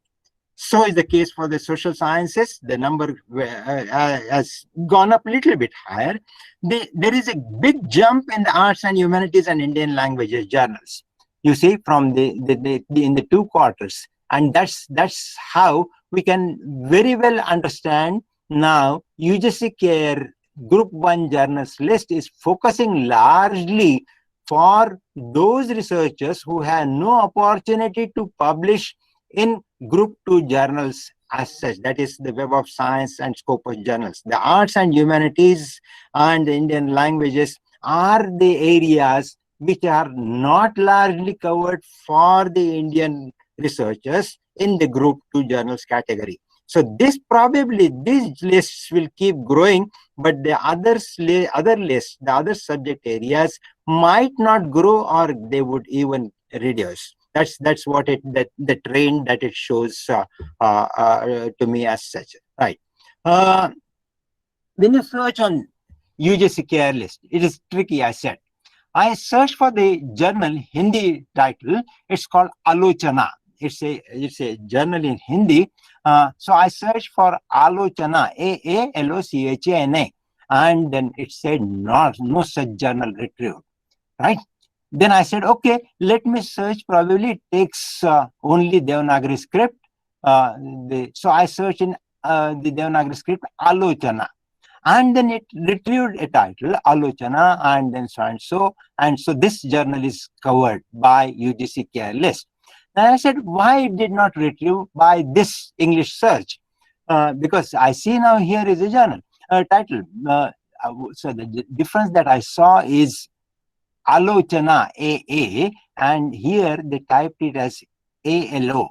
So when you transcribe in English any what you call Indian title, Indian language title, A stands for AA, and it is just A here. But okay, fine. I searched then Alochana, A, just with the term A. Okay, and then I retrieved Alochana. Not only I retrieved Alochana, but I retrieved another journal called Alochana Chakra. Okay, so this is something that puts me in a little bit doubt that how is this list to be searched in the Group 1 journals as such.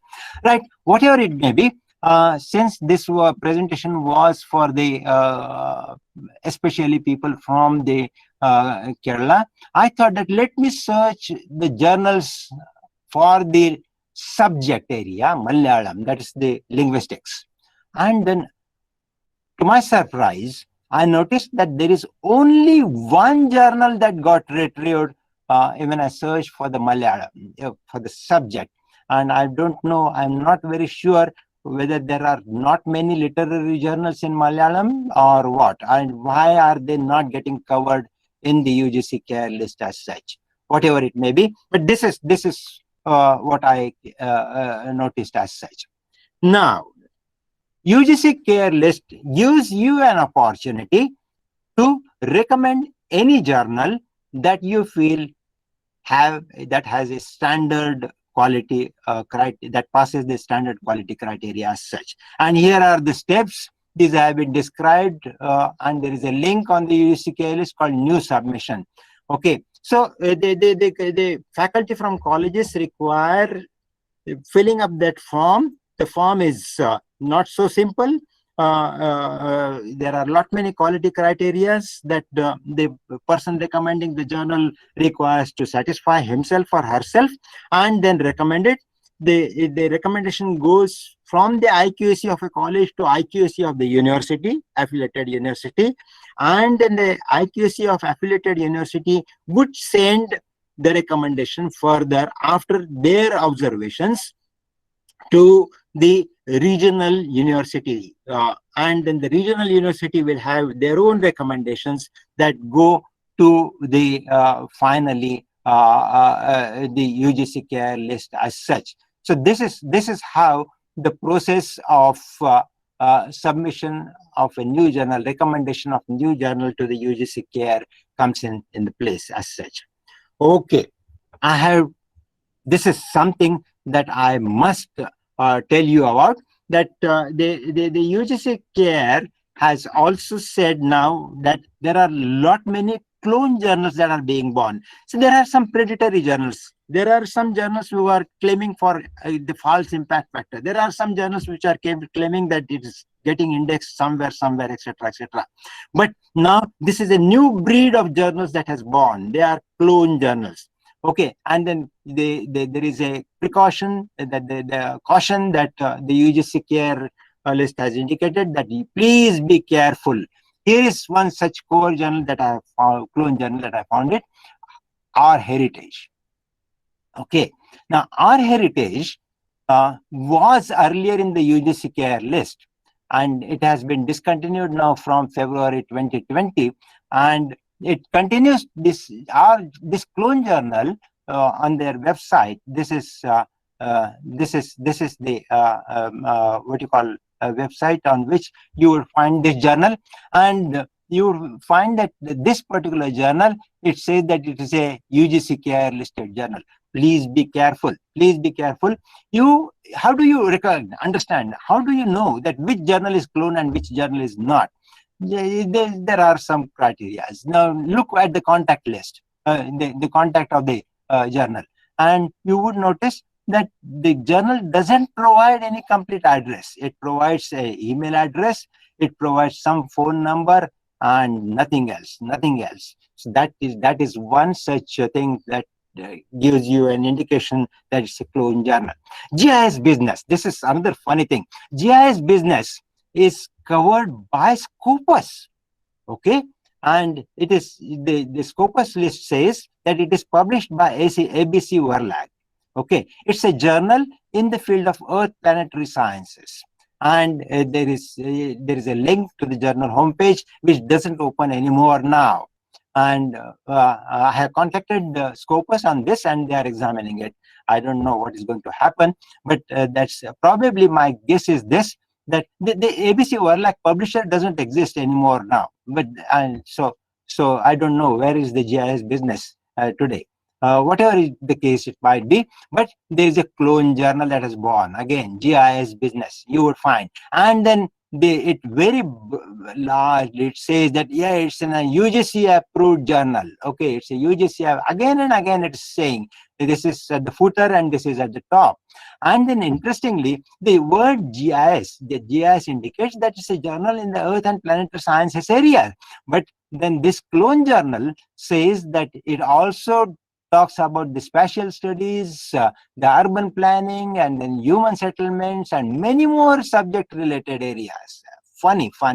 This is, and the number of articles that get published on this clone journal, you would notice that yes, this is. So please be careful while publishing such journal. You will never get credits of publishing in the journals. Okay, so here is one article. It is on the sports, pay for the sports facilities, and this has nothing to do with the GIS. It has nothing to do with the Earth planetary sciences, but it has been published. It has found a place in the GIS business, and that's how you would find there are hundreds of articles are getting published in every issue of GIS business there. So it's definitely a clone journal in this particular website. So you have to be extremely careful. You would notice these journals titles in the lists, UGC care list, either in group 1 or group 2, but they are not really the journals that you are supposed to publish in. Please be careful.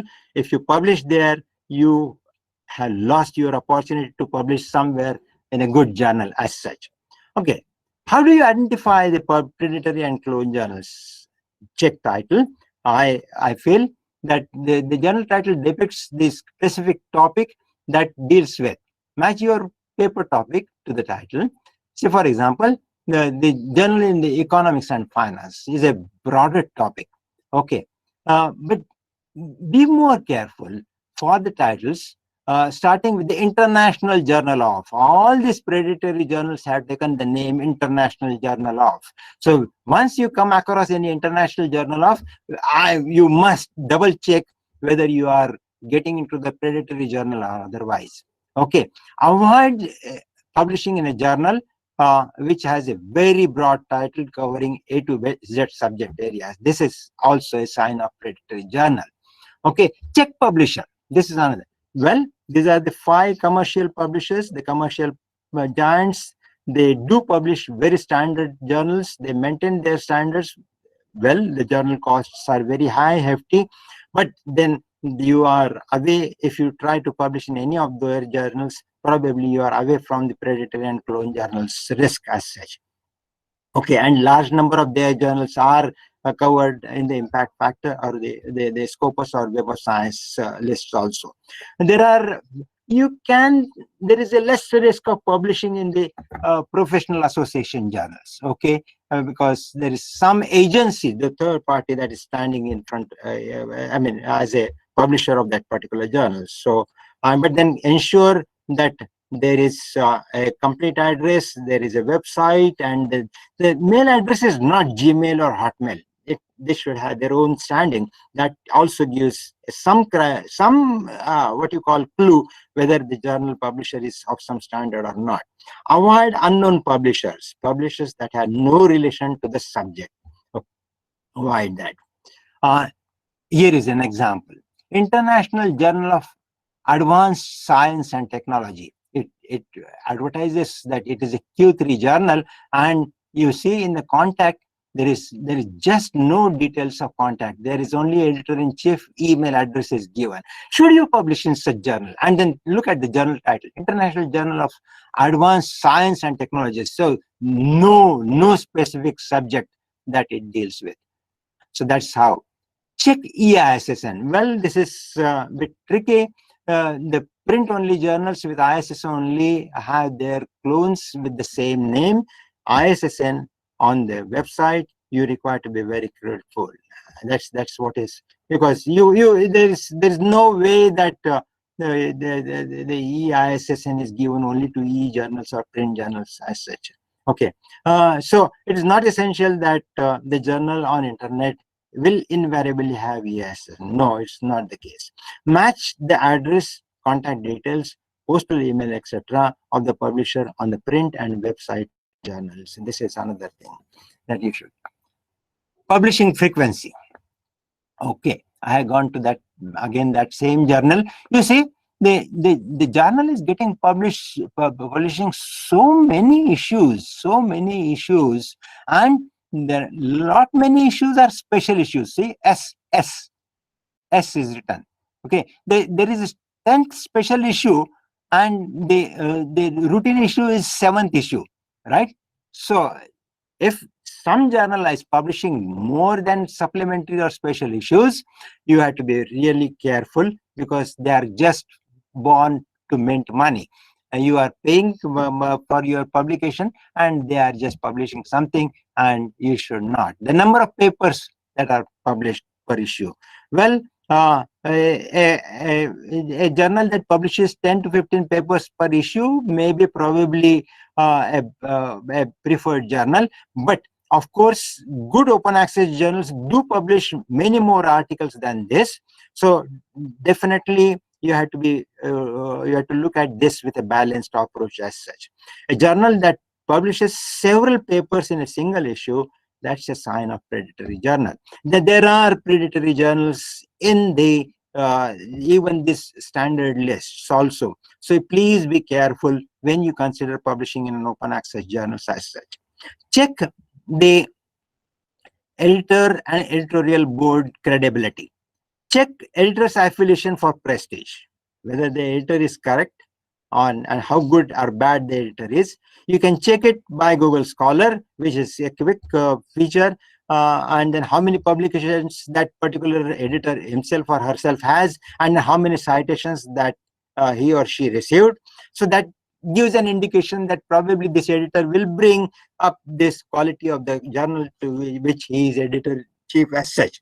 Okay, check editorial board. If it is not too large, then it's okay, but large editorial board creates a doubt. Okay, so please be careful on this. Check editorial board members are from prestigious organizations. That's also you need to check. Okay, list of predatory journals. Dr. Gaudar had already showed us this Bell's list, so I would not speak much on this. The better look for, I would suggest, don't look for the predatory journals, look for the good journals. Okay, and I already said you how would you look for the good journals. That's from the Q1, Q2 rank, and then you are much safer. You are going to get into the group of elite people in your field of study and all that. So you should avoid wasting your time in searching in the for the bad things, like which are the predatory journals, which are the clone journals, and so on and so forth. Only be careful about it. That's all.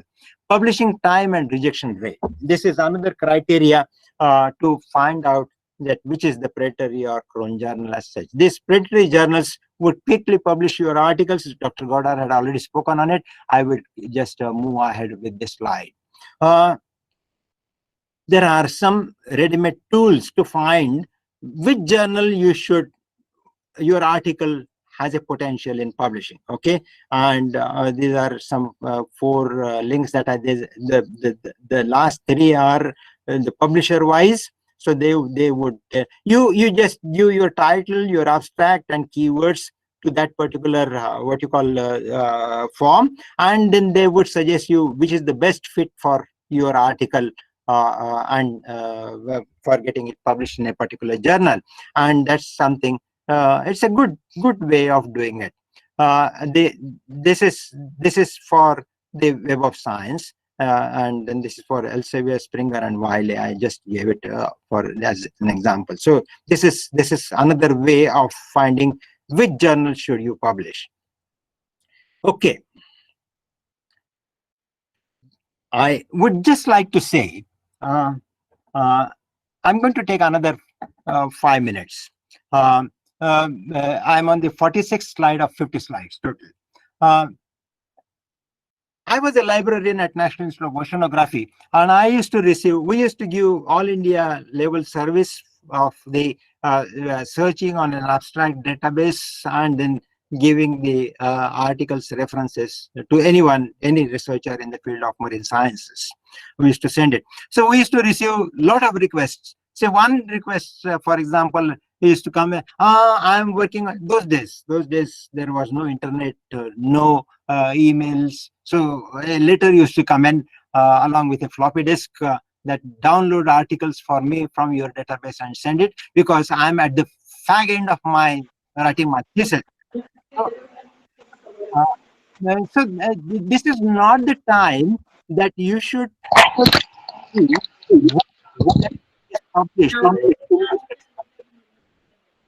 Hello, is this?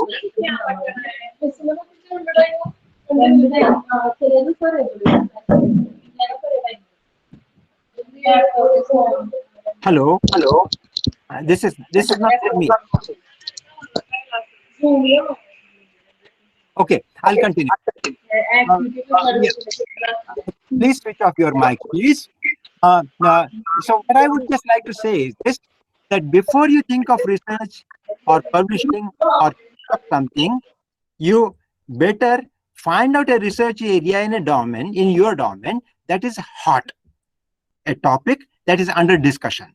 Okay, that gives you an opportunity to find a good journal, that gives you an opportunity to find a good collaborator, that gives you an opportunity to get your article cited and many times rather than publishing in some obscure area that is of no interest to anyone.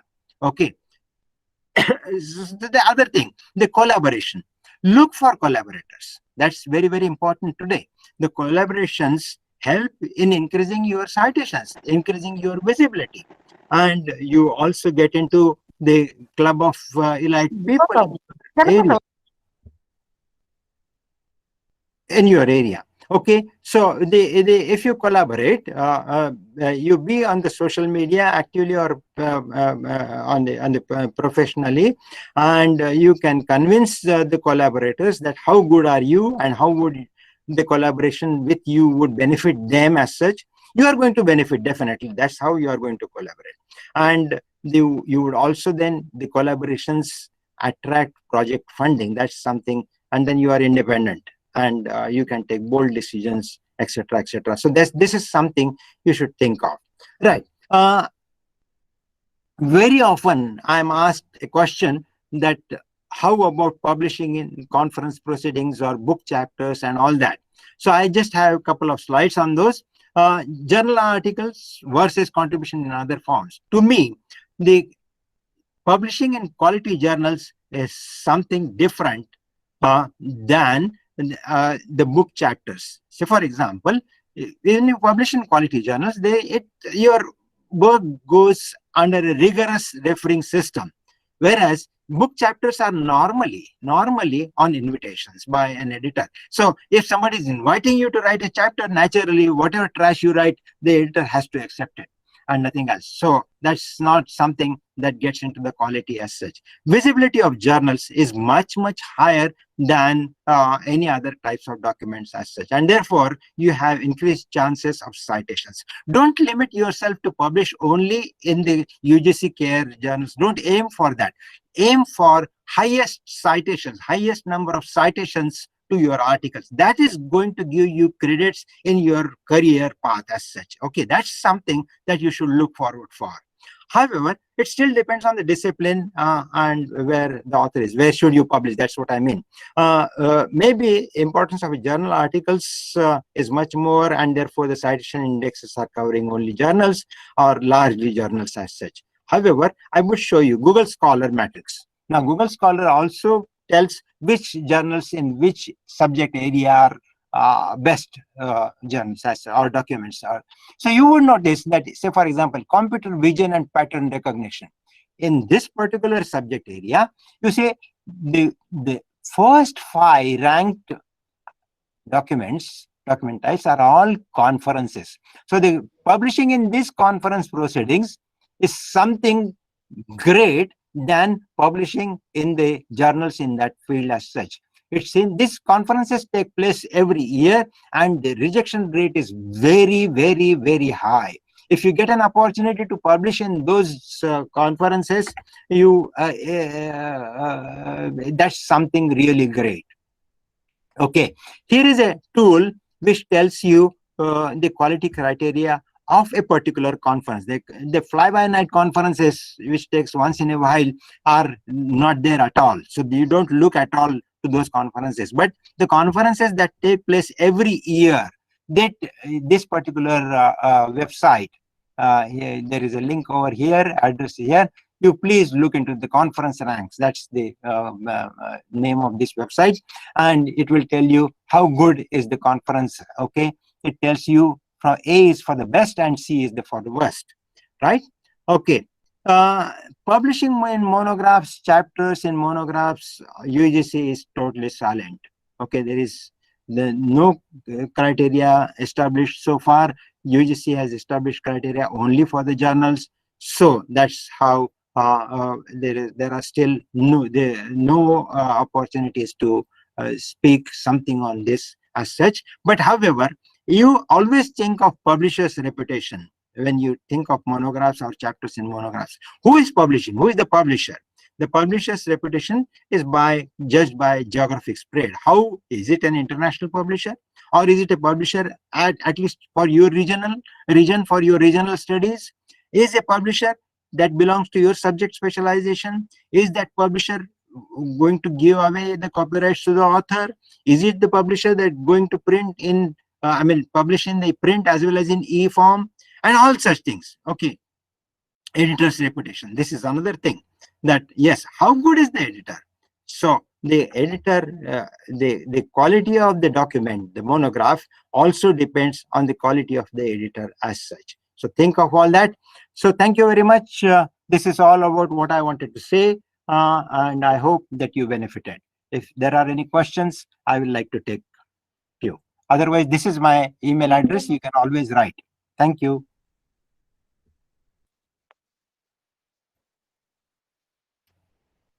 And now the session is open for questions.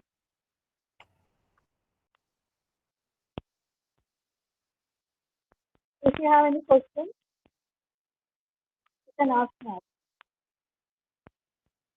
Probably it's a lunch time now.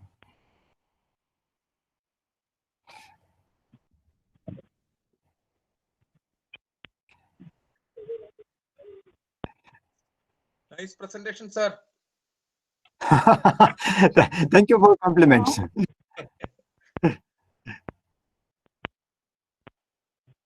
Okay, so I think there are no questions.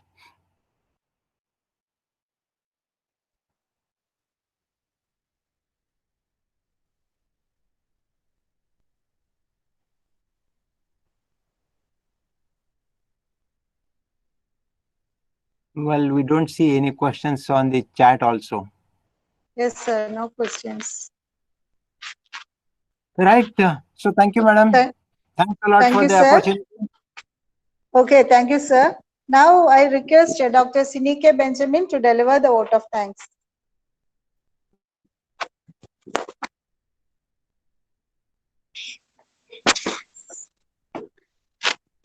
Hello, Sini. Good afternoon. Yes. Hello. Hello. Hello. Yes, madam. Yes, it's audible. Okay. My duty here is to extend a sincere thanks to Dr. M. Tapaswi, Chief Scientist, G and Head, Goa NIO, Goa University. So we are extremely thankful to you for giving us the guidelines from the basics, how to publish a paper and the importance of publishing scholarly papers and in the correct manner. And you have stressed throughout your talk that the importance of selecting a journal for publishing the scientific paper is the most important part. Then, how to distinguish a predatory journal and an in-depth journal, how easily we can identify the journal, and the importance of citations. That is, as you said, the importance of citation in career. Maybe many are unaware of such things. The importance of citation and the collaborations during a research work, the importance. And we extend our sincere thanks on behalf of the IQAC, All Saints College, and our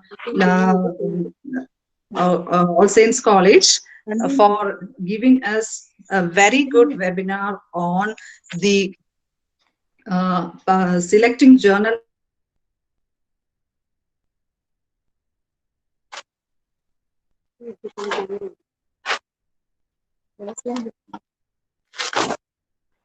Yeah. Thank you.